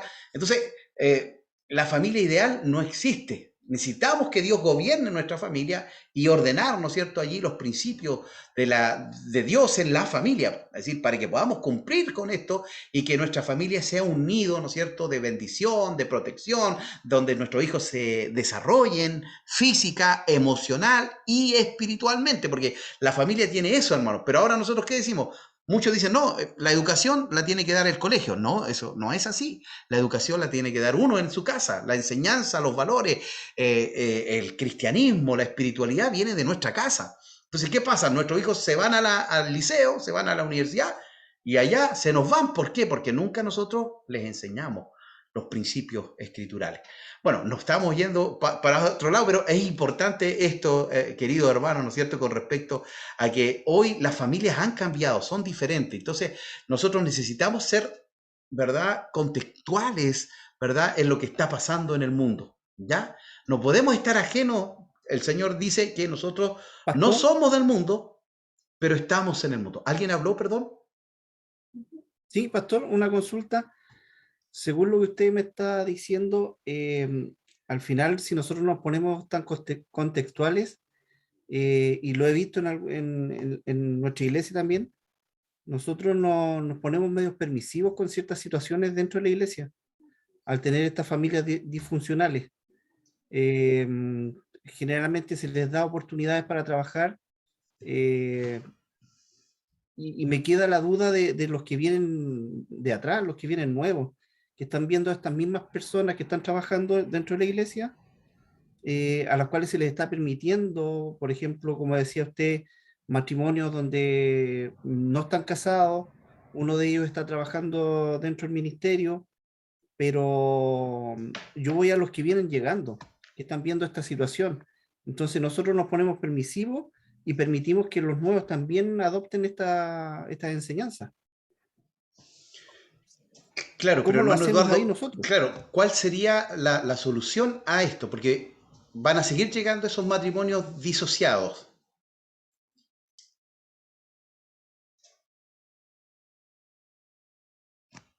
¿Aló? No sé si me escucha, hermano, Sí, es hermano Eduardo. que Entonces, sí, eso es lo que yo le estoy preguntando. ¿Cómo hacemos nosotros eso para ordenarlo? Porque al final vemos las familias que podrían estar trabajando dentro de la iglesia, que llevan años dentro de la iglesia, pero no quieren dar ese paso de madurez dentro del evangelio. claro, es Y he que, visto también que dentro de eso los pastores se están tomando de las personas que sí tienen las ganas, que sí quieren trabajar dentro del ministerio, pero no tienen las condiciones. claro, mire, para mí lo importante es la formación, ¿ya? Entonces, ¿qué pasa? Cuando llega un matrimonio, ¿no es cierto?, que no viene casado, por decir, que están en convivencia, ¿qué tendría que hacer el pastor? Comenzar a formar, a discipular. ¿Ya? Ahora, si ese matrimonio, ¿no es cierto?, lleva 1 año, 2 años y el pastor los discipuló, los formó y ellos no quieren, ¿no es cierto?, y no hay nada que impida que ellos puedan casarse, bueno, ahí el pastor no debiera como utilizarlo en ese sentido, porque les dio la posibilidad de poder, ¿no es cierto?, entre comillas, arreglar la situación.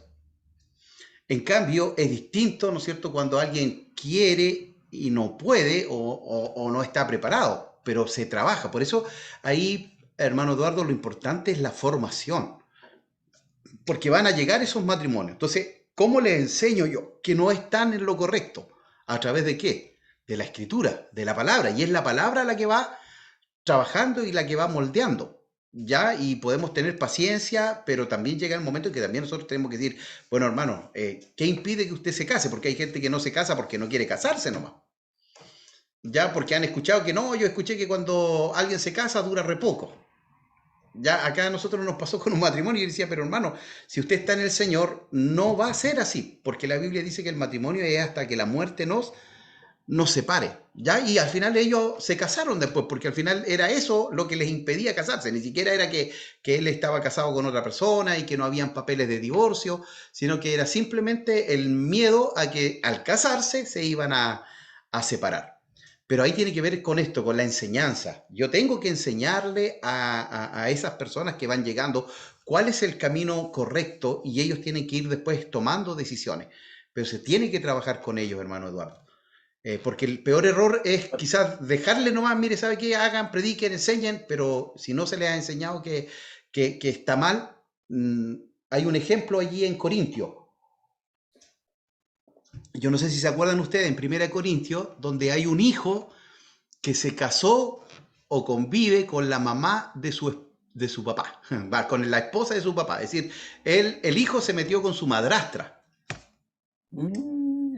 Y Pablo le dice a ese, imagínense así dice Pablo, a ese entréguenselo al diablo. ¿Se imagina que nosotros hiciéramos eso? No, nos crucifican, ¿no es cierto? Pero lo que está diciendo Pablo, oiga, llámele la atención, dígale que eso es pecado. ¿Y sabe qué hace la iglesia? Después le escribe en 2 Corintios y le dicen, ¿sabes qué? Pablo se arrepintió. ¿Lo perdonamos? Imagínense la pregunta. Y Pablo dice, pero si para eso era, había que tirarle la oreja para que él supiera que estaba en pecado, porque hay mucha gente que no sabe que es pecado, hermano. Es lo que yo les decía recién. Cuando yo entré a la universidad, que un chico se acueste con 20 mujeres, para ellos no es pecado. No sé si no sienten nada malo en ello, ¿entiendes? Pero uno tiene que decir, no, eso es fornicación, eso es pecado. La Biblia dice que tú estás pecando contra tu propio cuerpo y además estás dañando, ¿no es cierto?, tu vida espiritual. Entonces, ahí hay que enseñarle a la gente lo que dice la Escritura, lo que es bueno y lo que es malo. Entonces, la gente a veces peca por inocencia, pero otras veces la gente sabe, y ahí también hay que decirle, hermano, mire, usted ya sabe la verdad, ¿qué le impide que usted ordene su vida? Y hacer lo que lo Doctor haga. Marcelo, ¿Sí? disculpe que le interrumpa un poquito, Pastor. hablando sobre lo mismo que estamos conversando, en la actualidad, en el mundo en el cual nosotros vivimos, se ve mucho decir, esta es mi pareja, o él es mi pareja. Entonces hay, como usted mencionó, ellos viven en fornicación. Entonces la gravedad sería que en la iglesia hubiera gente así, que dijera, no, esta es mi pareja. Entonces, como está tan moderna, está tan actual, está tan, qué sé yo, tan moderno ese término, que se puede caer en esa ambigüedad. Claro, yo creo que eso es lo que hace referencia nuestro hermano Eduardo, de que, hermano, esto está llegando a la iglesia. Ahora, la iglesia tiene que usar la palabra para enseñar, ¿ya? Entonces, ¿cuál es una de las falencias que tiene la iglesia? El discipulado, la formación. ¿Ya? ¿Por qué? Porque es la palabra la que va transformando, la que va cambiando. Entonces, si yo disipulo, si yo formo, ¿no es cierto? La persona que llega, ¿no es cierto? Quizás con un segundo matrimonio o en concubinato, al leer la escritura, ¿no es cierto? Va a ir, entendiendo, tengo que ordenar mi vida. Sí, ¿no es cierto? En este caso, mire, yo conocí el caso de una persona que convivía con otra y la esposa no podía tener hijos, ¿ya? Entonces, ellos se habían separado, divorciado, separado formalmente, después se casaron formalmente, pero aún así la iglesia no les permitía activar a ellos, porque eran segundas nupcias de ambos. Y ella era estéril, no podía tener hijos. Entonces, ¿qué pasó? Que Dios les da un hijo. Entonces, como que ahí recién la iglesia entendió que Dios había perdonado, ¿no es cierto?, entre comillas, el error de ellos, que realmente ellos se habían convertido y ahora habían ordenado su vida. Porque a veces también nosotros nos ponemos a veces muy extremos, decir, no, esta persona nunca va a poder activar porque viene de este concepto. Ahora, mire hermano, el tema del matrimonio igual es un tema muy, entre comillas, hay que saber bien, ¿no es cierto?, cuáles fueron las causas de la separación, quién fue el culpable. Cada caso es independiente, ¿sí? Nosotros no podemos decir, mire, esta es la pauta para todos, sino que hay que saber qué pasó, cuáles son, ¿no es cierto?, o por qué se produjo esta separación, por qué ahora está con esta otra persona. Entonces es muy complejo el tema, ¿no es cierto?, de la familia, y por eso nosotros tenemos que estar preparados para eso también y poder tener, ¿no es cierto?, la argumentación escritural y decirle, hermanos, mire, acá la Biblia habla de esto, ¿no es cierto?, que nosotros tenemos que ordenar nuestra vida, debemos, ¿no es cierto?, presentarnos delante del Señor, casarnos, ¿verdad? Y eso lo va haciendo la palabra si es que hay un discipulado. Pero si no hay discipulado, obviamente la persona va a llevar 20 años en la iglesia y nunca va a ordenar su vida, como lo que pasó en Corintios. Hasta que a este hermano le dijeron, no, es malo lo que tú hiciste, es pecado, eso se llama incesto, tú le quitaste la esposa a tu papá, entonces tú tienes que arrepentirte. Y el hombre hace eso, se arrepiente, y después le preguntan a Pablo, ¿lo recibimos? Y Pablo dice, claro que sí, pues tenemos que aceptarlo porque el hombre se arrepintió, dejó a la mujer, ¿no es cierto?, y se volvió al Señor. Entonces, son temas, hermano, que cada vez vamos a ir viendo más, porque lamentablemente esta sociedad, ¿no es cierto?, está dentro de nuestra congregación, va a llegar gente así, y nosotros tenemos que saber cómo las vamos a recibir, cómo las vamos a formar, cómo las vamos a discipular. Entonces, por eso tenemos que ser contextuales, saber que están esos casos y cómo vamos a tratar esos casos. Entonces, formación, hermano Eduardo, bueno, nos fuimos, formación, ya formar, enseñar a través de la escritura, a través de la palabra, ¿ya? Y cuando ya la persona sabe, ¿no es cierto? Y sabemos nosotros que ya nada le impide que ordene su vida, que lo pueda ordenar, ¿ya? Y así también va a poder, ¿no es cierto?, participar libremente, ¿no es cierto?, de las iglesias. No sé si alguien más tiene algo más que acotar allí. Mire, estábamos hablando de entre comillas, ¿no es cierto?, de lo que dice la Biblia ahora sobre la predicación y sobre el predicador, pero nos fuimos al otro lado, ¿no es cierto?, de la gente que nos está llegando, porque es así, es verdad, está llegando mucha gente con muchas necesidades, ¿no es cierto?, y con familias muy disfuncionales a las cuales tenemos que atender, porque tampoco podemos taparnos los ojos, ¿no es cierto?, y taparnos los oídos y decir, no, ¿qué hago con estas familias? ¿Cómo les ayudo? Porque ellos necesitan también de Cristo, necesitan de la palabra del Señor. Bueno, ¿qué dice entonces, estimados, la Biblia con respecto, ¿no es cierto?, a la predicación?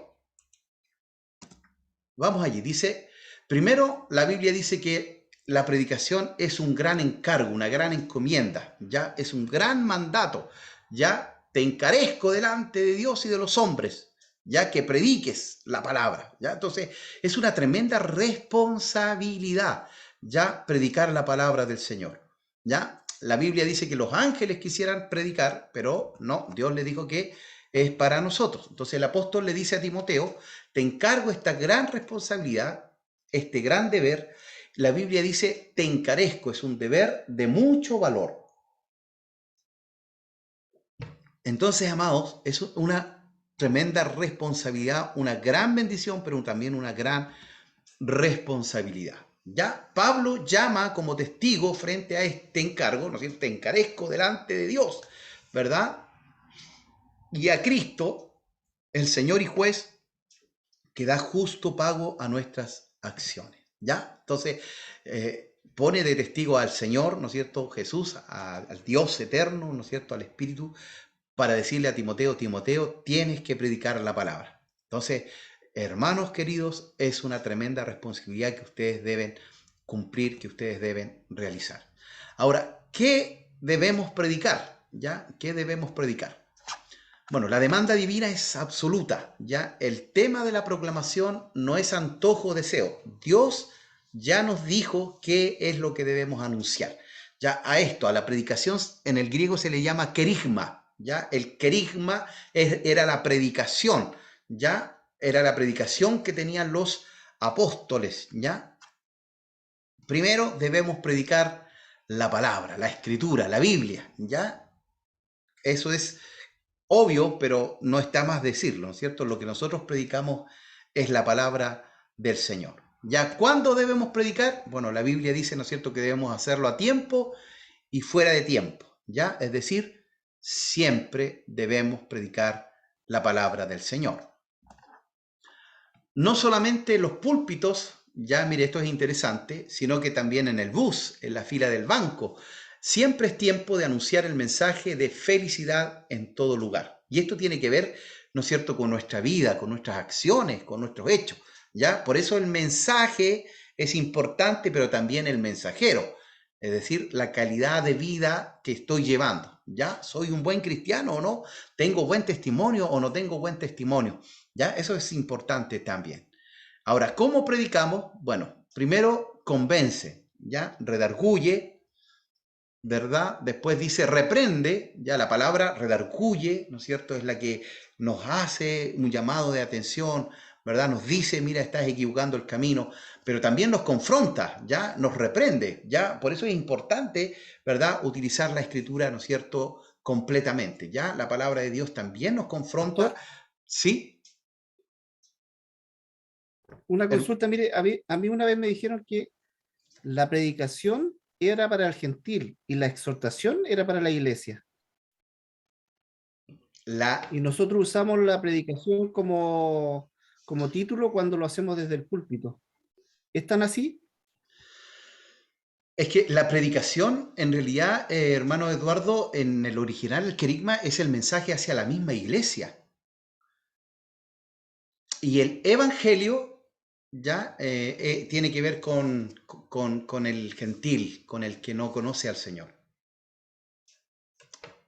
Entonces, bueno, desconozco ahí quién le haya señalado eso, pero la predicación tiene que ver como para, por eso cuando veamos ahí, usted va a ver en el manual que hay mensajes que son, ¿no es cierto?, motivacionales, que son, ¿no es cierto?, confrontacionales, pero tienen que están como todos dirigidos en su 90% a la iglesia. Y hay un mensaje que es evangelístico que tiene que ver para la gente que no es creyente, que no es cristiana.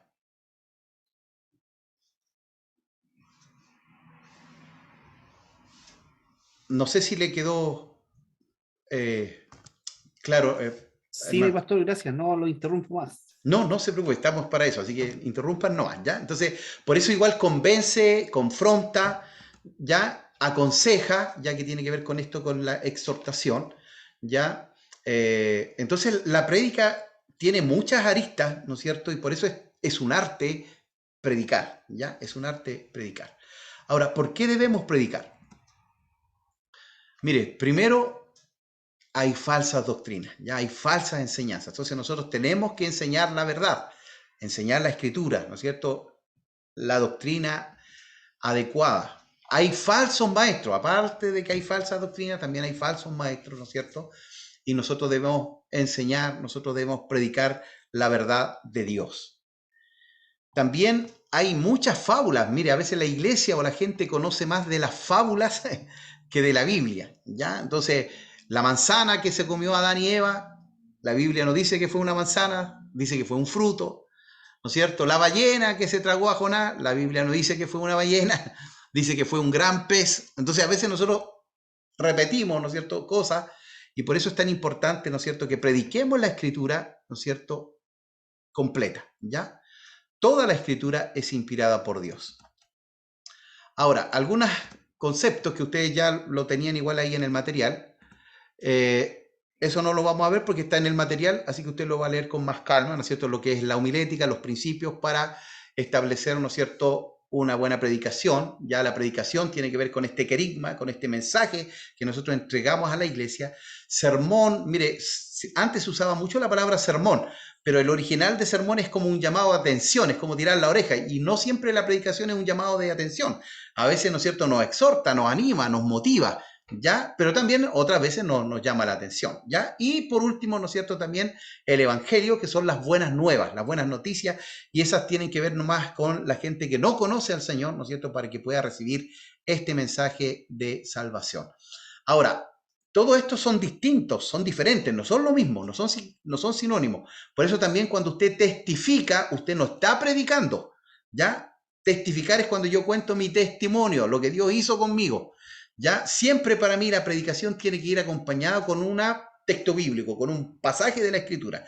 Cuando es testificar, yo cuento mi vida, mi historia, ¿no es cierto? Pero mi historia, mi vida, no cambia a nadie, sino que, claro, sí, Dios hizo un milagro, ¿no es cierto?, transformó mi corazón, pero lo que cambia el corazón de la persona es la palabra de Dios, ¿ya? Entonces, testificar también podemos hacerlo, ¿ya? Pero no es predicar.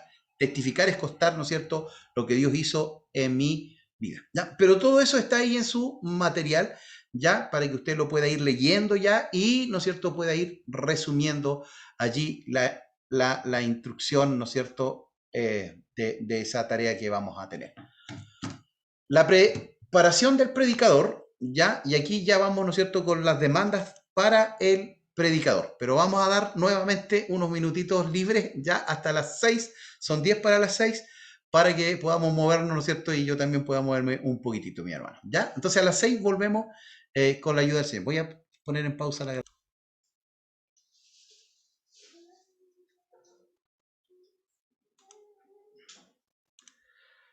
Estábamos en la preparación del predicador, ¿ya? Y bueno, acá tenemos, ¿no es cierto?, lo que dice 1 Corintios, capítulo 2, verso 4.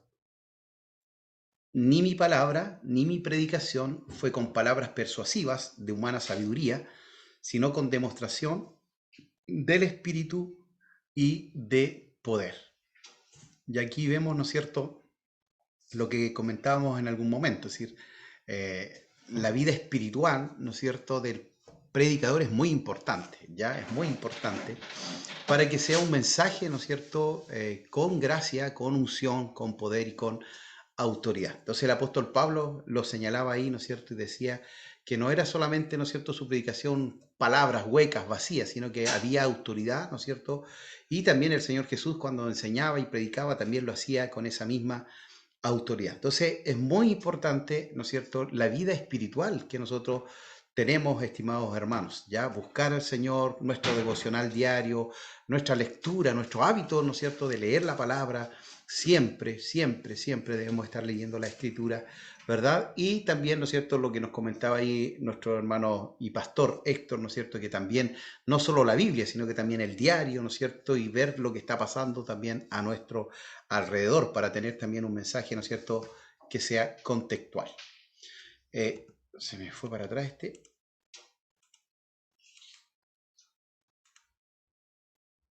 Entonces, aquí tenemos lo siguiente. ¿Qué se espera del predicador en la preparación espiritual?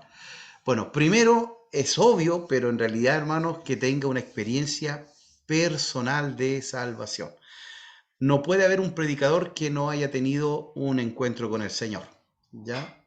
Entonces, es vital, ya tener un encuentro con el Señor, porque una persona que no es salva no puede predicar, ¿no es cierto?, la palabra del Señor.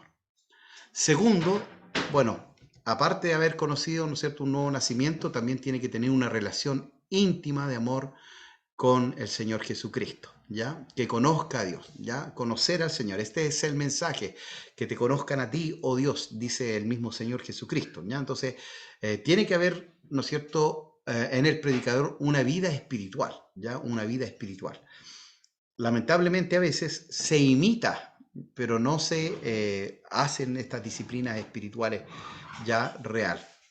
Que tenga la unción y el poder impartido por el Espíritu Santo. Bueno, nosotros somos una iglesia pentecostal, creemos, ¿no es cierto?, en los dones del Espíritu y creemos también, ¿no es cierto?, que el Espíritu Santo pone una gracia especial sobre nuestras vidas, ¿verdad? Y que nos da una capacidad que viene de parte de Él, ¿no es cierto?, a través de su Espíritu Santo, ¿ya? Recuerde a Pedro, ¿no es cierto?, antes de ser lleno del Espíritu Santo, un hombre que negó al Señor, ¿verdad?, pero cuando es lleno del Espíritu Santo no tiene temor de pararse ante una multitud y predicar y testificar y predicar la palabra del Señor. Entonces, por eso es tan importante también, ¿no es cierto?, el poder del Espíritu Santo en nuestras vidas y en nuestros corazones. ¿Qué se espera del predicador? Que sea consagrado a Dios y viva en santidad, ¿ya? Entonces eso es muy importante. Ya hoy la gente ha escuchado a muchos predicadores, lamentablemente, ¿no es cierto?, que dicen una cosa y viven otra, ¿ya? Entonces, lamentablemente, eso deteriora el mensaje, eso destruye, entre comillas, ¿no es cierto?, el mensaje, porque dicen, bueno, tú hablas de santidad, pero no vives en santidad. Ya tú hablas de amor, pero tú no enseñas o no practicas el amor, ¿ya? Entonces, el mensaje tiene que ser también acompañado, ¿no es cierto?, con una vida consagrada y una vida en santidad, ¿ya? Es como, ¿no es cierto?, el vaso en el cual tomamos agua. Dios quiere usar este vaso, ¿verdad? Pero este vaso tiene que estar limpio. ¿Por qué? Porque si está sucio, probablemente la gente no quiera beber el agua que está allí porque dice, no, el vaso está sucio, ¿ya? Entonces también tiene que ver, ¿verdad?, con esto, una vida de consagración, una vida de santidad. Después tenemos también una vida de oración, ya una vida de oración. Entonces también eso es importante, queridos, ¿ya? Una vida de oración. ¿Por qué? Porque así nos evitamos lo que decíamos, que se nos cambie el mensaje a última hora. ¿Por qué? Porque si estamos en oración y en comunión con Dios, Dios nos va a dar la palabra adecuada, indicada, la que necesita la iglesia para ese momento, porque a Dios nada lo pilla de sorpresa. Recuerde que Dios es omnisciente, omnipresente y omnipotente, ¿sí? Todo lo sabe. Nada se escapa, ¿no es cierto?, de su conocimiento. Y entonces Él sabe cuál es la necesidad para esa iglesia en ese momento indicado, ¿ya? Entonces, por eso es tan importante esta vida de oración. Lamentablemente, ¿no es cierto?, hoy, ¿no es cierto?, también hay un deterioro en las disciplinas espirituales. Ya el hecho de ir a la iglesia, de congregarnos, ha bajado mucho la asistencia, los estudios bíblicos, los tiempos de oración. Lamentablemente, ¿no es cierto?, eso está dañando la espiritualidad de la iglesia. También, ¿no es cierto?, que tenga un buen testimonio, ¿ya? Tener un buen testimonio. Y obviamente que crea que la Biblia, ¿no es cierto?, crea que la Biblia es la palabra de Dios, ya no solo que contiene la palabra de Dios, sino que también él cree, ¿no es cierto?, que la palabra, ¿no es cierto?, es la palabra de Dios, ¿ya? Entonces aquí nos vamos a detener un poquitito, porque hay corrientes también, estimados hermanos, que hoy atacan a la Escritura, ¿ya? Hay un movimiento ya que se llama, bueno, la crítica textual. La crítica textual fue una ciencia que ayudó en algún momento, ¿verdad?, no solo a la Biblia, sino que a distintos libros, ¿no es cierto?, seculares y de historia, para ver, ¿no es cierto?, cuándo se habían escrito, quién lo había escrito, y a quién se lo había escrito, ¿ya? Entonces, la crítica textual ayudó por un lado, pero también por otro lado, ¿no es cierto?, la crítica textual atacó a los autores de la escritura y también a parte de la escritura. Entonces, en el año 1800, ¿no es cierto?, con todo este tema de lo racional, ¿no es cierto?, comenzó esto de que no, la Biblia no es la palabra de Dios, contiene la palabra de Dios, pero no es la palabra de Dios. Entonces, hay cosas que son palabra de Dios y hay otras que no son palabra de Dios. Entonces, ¿qué pasa? Que ahí usted puede cuestionar qué es de Dios y qué no es de Dios, ya qué es palabra de Dios, qué no es palabra de Dios. ¿Quiénes fueron los autores? Ya muchos de ellos dicen, no fue Moisés, en realidad fue, ¿no es cierto?, un sacerdote, y empiezan a cuestionar la Biblia. Entonces, pero está allí la palabra de Dios. Pues entonces es como, chuta, mire, Isaías, no fue Isaías el que escribió, fue uno que se hizo pasar por Isaías. Entonces allá ahí uno dice, bueno, pues ya si fue un mentiroso que se hizo pasar por Isaías, ya pierde toda validez, ¿o no? Entonces ellos dicen, no, pero es que sigue siendo la palabra de Dios. Entonces ahí hay que tener mucho cuidado. Ya ellos, bueno, en realidad porque nosotros teníamos la copia de la copia de la copia de la copia, ellos decían que nuestra Biblia estaba llena de errores. Ya ahora, cuando se descubren los rollos del Mar Muerto, por eso son tan importantes los rollos del Mar Muerto, que los vimos, me parece, cuando vimos Panorama del Nuevo Testamento, son tan relevantes. ¿Por qué? Porque cuando se descubren estos rollos se encuentran manuscritos muy cercanos al original, ya, porque nosotros tenemos, ¿no es cierto?, la Reina Valera, ¿no es cierto?, Casiodoro de Reina y Cipriano de Valera usan, ¿no es cierto?, el manuscrito de Rotterdam, que es 900 después de Cristo. Ya es un manuscrito de 900 después de Cristo, es decir, desde el último libro, que probablemente fue el de Apocalipsis, año 100, habían pasado 800 años. Entonces, ¿qué decía la crítica textual? Su Biblia en la copia está llena de errores. Entonces, cuando se descubren estos rollos del Mar Muerto y se comienzan a transcribir, se dan cuenta que no estaba llena de errores, sino que estaba muy, muy fidedigna a esos rollos originales, y habían algunas pequeñas añadiciones, pero que nunca cambiaron una doctrina importante. Pongámosle, cuando dice que este espíritu no sale sino con oración y ayuno, en el original dice oración nomás, no dice ayuno. ¿Ya? Ahora, en Isaías habla del ayuno, en otro pasaje habla del ayuno, entonces no perjudica, ¿no es cierto?, que usted ayune y ore. No, bien que ayune y ore. ¿Ya? Se da cuenta, pero no cambia una verdad central importante. Entonces, solo hubieron algunas añadiciones, y ahí, bueno, esto de la crítica textual comenzó a desmoronarse, ya por lo mismo, porque no tenía validez, porque ellos pensaban que al ser la copia de la copia de la copia, nuestra Biblia estaba llena de errores y de contradicciones, y no fue así. Ahora, ustedes bien saben que a través de la hermenéutica, que es la interpretación, los originales son los que estaban inspirados. Entonces, cuando hay un un traspaso, ¿no es cierto?, del hebreo al griego. Bueno, el Nuevo Testamento se escribió en griego, del griego al español hay palabras que en el español no existen a veces y se usa la más cercana. Entonces ahí de repente pierde un poquito, ¿no es cierto?, la fuerza, el pasaje, pero nunca se cambia, nunca cambia como el mensaje central. Pongámosle en Juan, capítulo 20 o 21, en el último pasaje de Juan, cuando, ¿se acuerdan cuando el Señor se le aparece a Pedro y le dice, Pedro, ¿me amas? Y Pedro le dice, sí, Señor, yo te amo. Y después Jesús le dice de nuevo, Pedro, ¿me amas? Y él le dice, Señor, sí, te amo. Pero resulta que en el original, el Señor Jesús le dice, Pedro, ¿me agapeas? Es decir, ¿me amas con amor incondicional? Y Pedro le dice, sí, Señor, yo te fileo. Yo tengo amor de amigo. Se da cuenta que es un amor distinto. Es decir, bueno, la NBI me parece que lo recalca porque dice, Pedro me ama, y Pedro dice, te quiero. Ahí se nota un poquito la diferencia. Amar, querer no es lo mismo. Entonces, pero en el original es ese. Pedro, ¿me amas? Es decir, ¿tienes un amor incondicional? ¿Estarías dispuesto a morir por mí? Y Pedro dice, Señor, yo te fileo nomás. Tengo amor de amigo. No me alcanza para dar mi vida por ti. Y el Señor le vuelve a preguntar, Pedro, ¿me agapeas? Y Pedro le dice, Señor, yo te fileo nomás. Y la tercera vez el Señor Jesús le dice, Pedro, ¿me fileas? Entonces le dice, Pedro, ¿solo tienes amor de amigo? Y Pedro le dice, Señor, tú lo sabes todo. Ya solo puedo amarte como amigo. Porque ya había aprendido la lección. ¿Se acuerda que antes él le había dicho, Señor, mi vida daré por ti? Y el Señor dice, no, vas a negarme, Pedro. Antes que cante el gallo. Y decía, no, Señor, todos van a arrancar, yo voy a estar contigo. ¿Y qué pasó? Le negó. Entonces él aprendió la lección. Y acá se ve, ¿no es cierto?, cuando él dice, sí, Señor, solo te fileo, no me alcanza para más. Ahora, Pedro murió después, ¿no es cierto?, lleno del Espíritu Santo.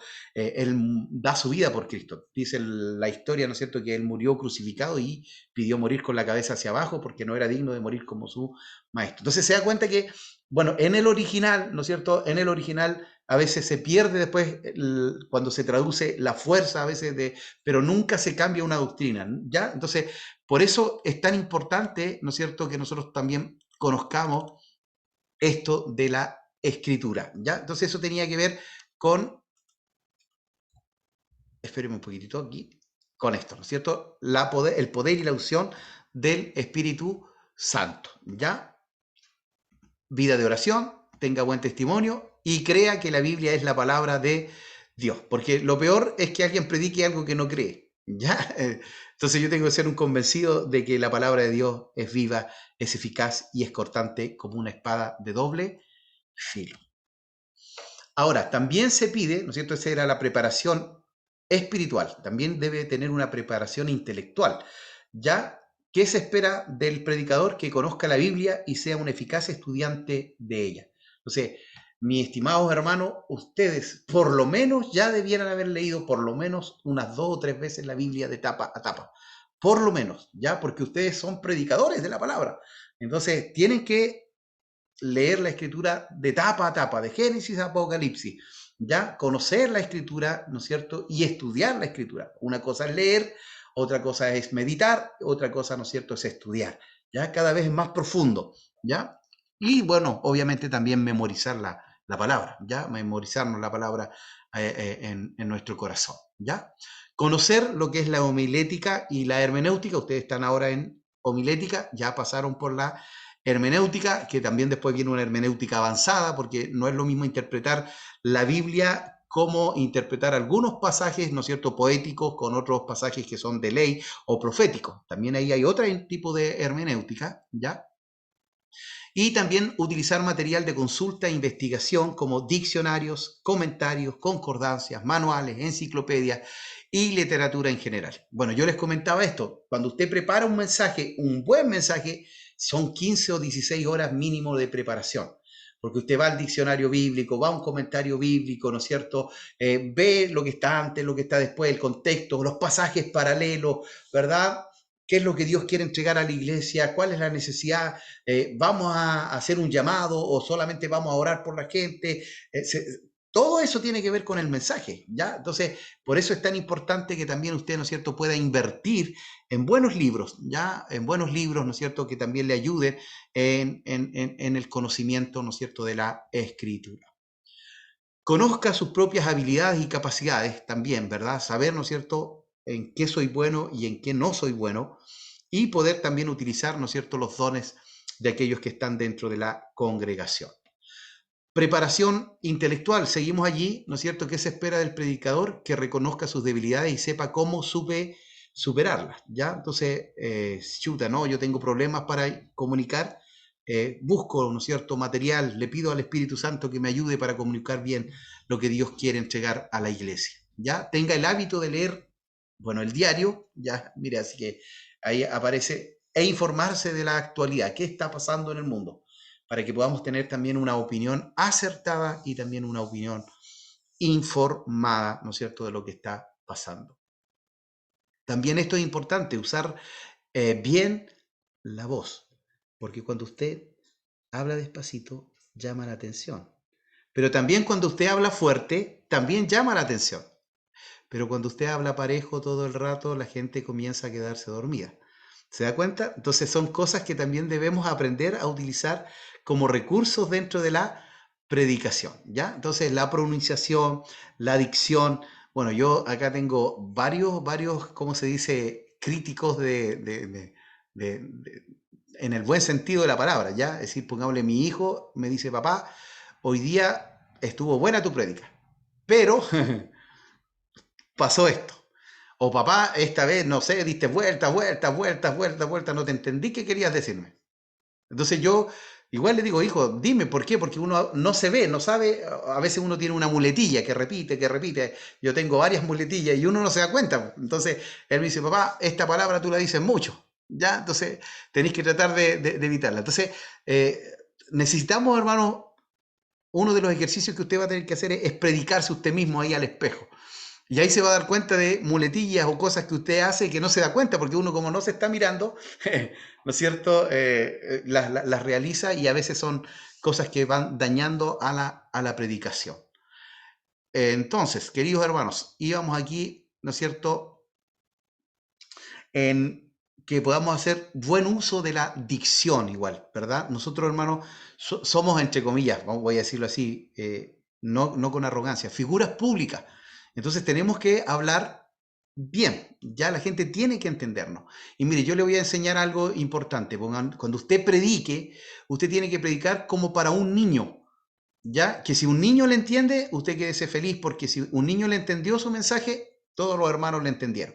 Porque a veces nosotros tratamos de hablar muy elevadamente y hay gente que no entiende nada. Entonces el mensaje se pierde. ¿Por qué? Porque al final, claro, impresionamos, ¿no es cierto? Yo recuerdo muy bien a mi abuela. Bueno, mi abuela fue una de las iniciadoras de la Iglesia Alianza Cristiana y Misionera, donde yo vivo, en la ciudad de Temuco. Y a ella le hicieron un homenaje a mi abuela en la iglesia, en la congregación de la Alianza, porque ella había sido de las iniciadoras, pero de mi abuela, mi mamá era la única cristiana de mi abuela. Mi otro tío, porque mi abuela antes había sido católica y se convirtió al evangelio, entonces le hicieron un reconocimiento e invitaron a todos los hijos. Entonces yo dije, qué bueno, aquí el predicador tiene que mandarse un mensaje evangelístico para que mis tíos conozcan al Señor. Entonces, ¿qué pasó? Que le pasaron el púlpito a un niño, a un jovencito que estaba saliendo del instituto teológico. Y comienza a predicar este hermano y comienza a decir, bueno, hoy día voy a hacer una exégesis con una correcta hermenéutica porque vamos a utilizar la homilética hoy. Y yo veía cómo mis tíos se miraban y decía, ¿qué está hablando? ¿De qué está diciendo este muchacho? Entonces, en vez de haber aprovechado la oportunidad de haber evangelizado, ¿no es cierto? Claro, él como venía saliendo del seminario quiso impresionar al pastor, pero lamentablemente ni los hermanos de la iglesia entendieron el mensaje. Mire, yo todavía me acuerdo del mensaje. El mensaje era de adoración, porque se fue al griego, al postrunetus, que adoración significa postrarse. Pero una persona nueva no entendió nada. Entonces, hermano, ahí tenemos que ser sensibles a lo que Dios quiere, ¿no es cierto? Y para quién es la predicación. Ahí el pastor Héctor me mandaba el otro día una fotito, ¿no es cierto?, de un mensaje evangelístico, y pasó gente, si es evangelístico, tiene que ser evangelístico, y qué bueno, hermano, que hayan pasado ahí, ¿no es cierto?, personas que recibieron al Señor en su corazón, ¿ya? Porque a veces queremos impresionar, y no, Jesucristo nunca quiso impresionar a nadie. Siempre su lenguaje, se da cuenta, era un lenguaje ameno y un lenguaje que todos conocían. La ilustración incluso la sacaba de aquellos que estaban ahí alrededor, ya paisajes que estaban allí, ¿no es cierto? Cosas que estaban en el ambiente para utilizarla. Entonces nosotros también ya tenemos que tener una buena dicción, también saber, ¿no es cierto?, que tenemos que hablar claro, ya que tenemos que hablar claro, ¿ya? Así que voy a seguir compartiendo aquí.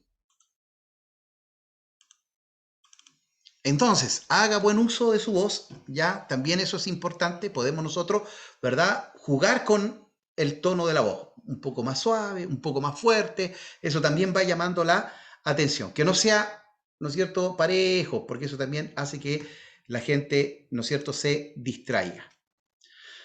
Bueno, conozca los elementos básicos de las relaciones humanas y ética ministerial. Mire, ya... qué tremendo que el predicador tenga que conocer ética. Pero es así, hermano. Lamentablemente hoy, ¿no es cierto? Lamentablemente hay muchos predicadores que dejan mucho que desear, ¿ya? Que desear. Entonces, también nosotros necesitamos conocer un poquito cómo nos relacionamos. ¿Alguien quería decir algo? ¿No?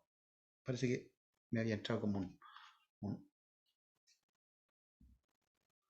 Ahora, ¿qué se espera, ¿no es cierto?, de una predicación, ya del mensaje? Primero, que sea versátil, ¿no es cierto?, que sea variable, ya, que no sea metódico. Yo le decía, yo tuve un pastor que predicaba 1 hora y media, 1 hora y un cuarto, y la mitad de los hermanos terminaba dormido. Entonces, la predicación no es para hacer dormir a la gente, ¿no es cierto? Es para despertar a la gente, ¿no es cierto? Para que la gente escuche el mensaje y se vaya con ese mensaje. Y que ojalá esa persona, ¿no es cierto?, la siguiente semana se acuerde del mensaje que usted entregó, ¿ya? Porque hay gente que igual, si usted le pregunta de qué prediqué, a veces no tienen idea de qué les predicó su pastor, ¿ya? Primero, entonces, que sea variable, que sea transversal. Nosotros le predicamos a todo nuestro auditorio. Entonces, por eso también es importante. ¿Quiénes son los que van a nuestra congregación? ¿Son solo adultos? ¿O hay niños también? ¿Hay jóvenes? Entonces, la predicación tiene que ser transversal, tiene que tocar a todos los rangos etarios, de todas las edades y también de todas las clases sociales, ¿ya? Tiene que tener un propósito, ¿sí? ¿Para qué estoy predicando? ¿Ya? ¿Cuál es el propósito de esta predicación? ¿Ya? Tiene que ser evangelística, como lo hizo el pastor Héctor. Bueno, si es evangelística es para gente nueva, para que reciban el mensaje de salvación. O es para exhortar a los hermanos, para animarles porque están pasando por momentos difíciles, ¿se da cuenta? Entonces, tiene que haber un propósito, ¿ya? Entonces, decía por allí, ¿no es cierto?, un almirante: señores, si alguna vez emprenden algo, decidan desde el principio cuál es su objetivo final. Una vez que lo han determinado, nunca saquen sus ojos de encima, ¿ya? Entonces, ¿por qué? Cuando usted tiene un propósito, ¿no es cierto?, determinado, va a ir hacia ese punto fijo, ¿no es cierto?, y le va a ayudar, ¿ya? Bueno, los romanos en sus clases de oratoria decían: tened claro lo que queréis, que el cómo saldrá solo. Si yo sé lo que quiero decir, ¿no es cierto?, voy a poder decirlo de forma clara, ¿ya? Un gran pensamiento: los hombres con éxito siempre han sido hombres con propósito, ¿ya? Entonces, si mi predicación tiene un propósito, ¿no es cierto?, va a tener un sentido, ¿ya? Es mejor disparar, ¿no es cierto?, apuntando a un pájaro que tirando para todos, porque al final no le voy a dar a ninguno. Y, ¿no es cierto?, también dice que nuestra predicación debe ser clara, ¿ya? Que aún hasta un niño, ¿no es cierto?, puede decirnos: de esto habló, ¿no es cierto?, el hermano Eduardo, de esto habló Radomiro, de esto habló, ¿no es cierto?, nuestro hermano Germán, ¿ya? Saber, ¿no es cierto?, aquello. Ahora, estimados, el texto es la base del sermón, ¿ya? Es decir, tiene que basarse en un texto de la Escritura, ¿ya? Entonces, el texto es la porción bíblica que forma la base de la predicación, ¿ya? Entonces, yo tengo que seleccionar el texto más adecuado para lo que yo quiero entregar, ¿ya? Entonces, ahí en el material aparecen distintos tipos de sermones, de predicaciones. Está el sermón textual, el temático, el narrativo, ¿ya? Cada uno de ellos tiene, ¿no es cierto?, un propósito distinto, diferente. Entonces, por eso yo tengo que saber cuál es mi propósito. Y ya, ahora yo, no sé, si quiero predicar, ¿no es cierto?, entonces vamos a tomar de nuevo al pastor Héctor, evangelístico, ya, yo tengo que buscar un texto que sea evangelístico, ¿no es cierto? Porque si yo le digo, sin santidad nadie verá al Señor. La persona no tiene idea primero ni qué es la santidad, porque primero tiene que conocer al Señor, ¿no es cierto? Entonces, venid a mí, ¿no es cierto? Todos los que estáis trabajados y cargados, porque de tal manera amó Dios al mundo, ¿no es cierto? Buscamos un texto que sea evangelístico. Así también, si es para la iglesia, ¿no es cierto? ¿Cuál es el texto que mejor, ¿no es cierto? Se acerca a lo que queremos entregar. Algunos comienzan con el texto, hay otros que empiezan con el tema, ¿ya? No, nosotros queremos hablar de la familia. Entonces ahí empiezo a buscar texto yo con respecto a la familia, ¿ya? Entonces hay distintas maneras de hacer nuestros bosquejos, ¿ya? ¿Se da cuenta? Y eso todo, hermano, lo va a tener usted lo tiene en su material. Por eso es importante que en estas 2 semanitas que no vamos a tener clase, ustedes lean y hay varias tareas allí, ¿no es cierto?, que ustedes tienen que ir rellenando. Entonces, pongámosle, dice, este pasaje es un texto, por decir, para evangelismo o para la iglesia. Entonces usted va a tener que poner, no, este es para evangelismo. Lo lee y le pone ahí para evangelismo, ¿ya? Entonces, para que ustedes estén más o menos ahí al tanto de aquello, ¿ya? Entonces, queridos hermanos, como ustedes saben, yo todavía estoy un poquito complicadito. Yo tenía, ¿cómo se llama esto? Reposo absoluto, pero como tenía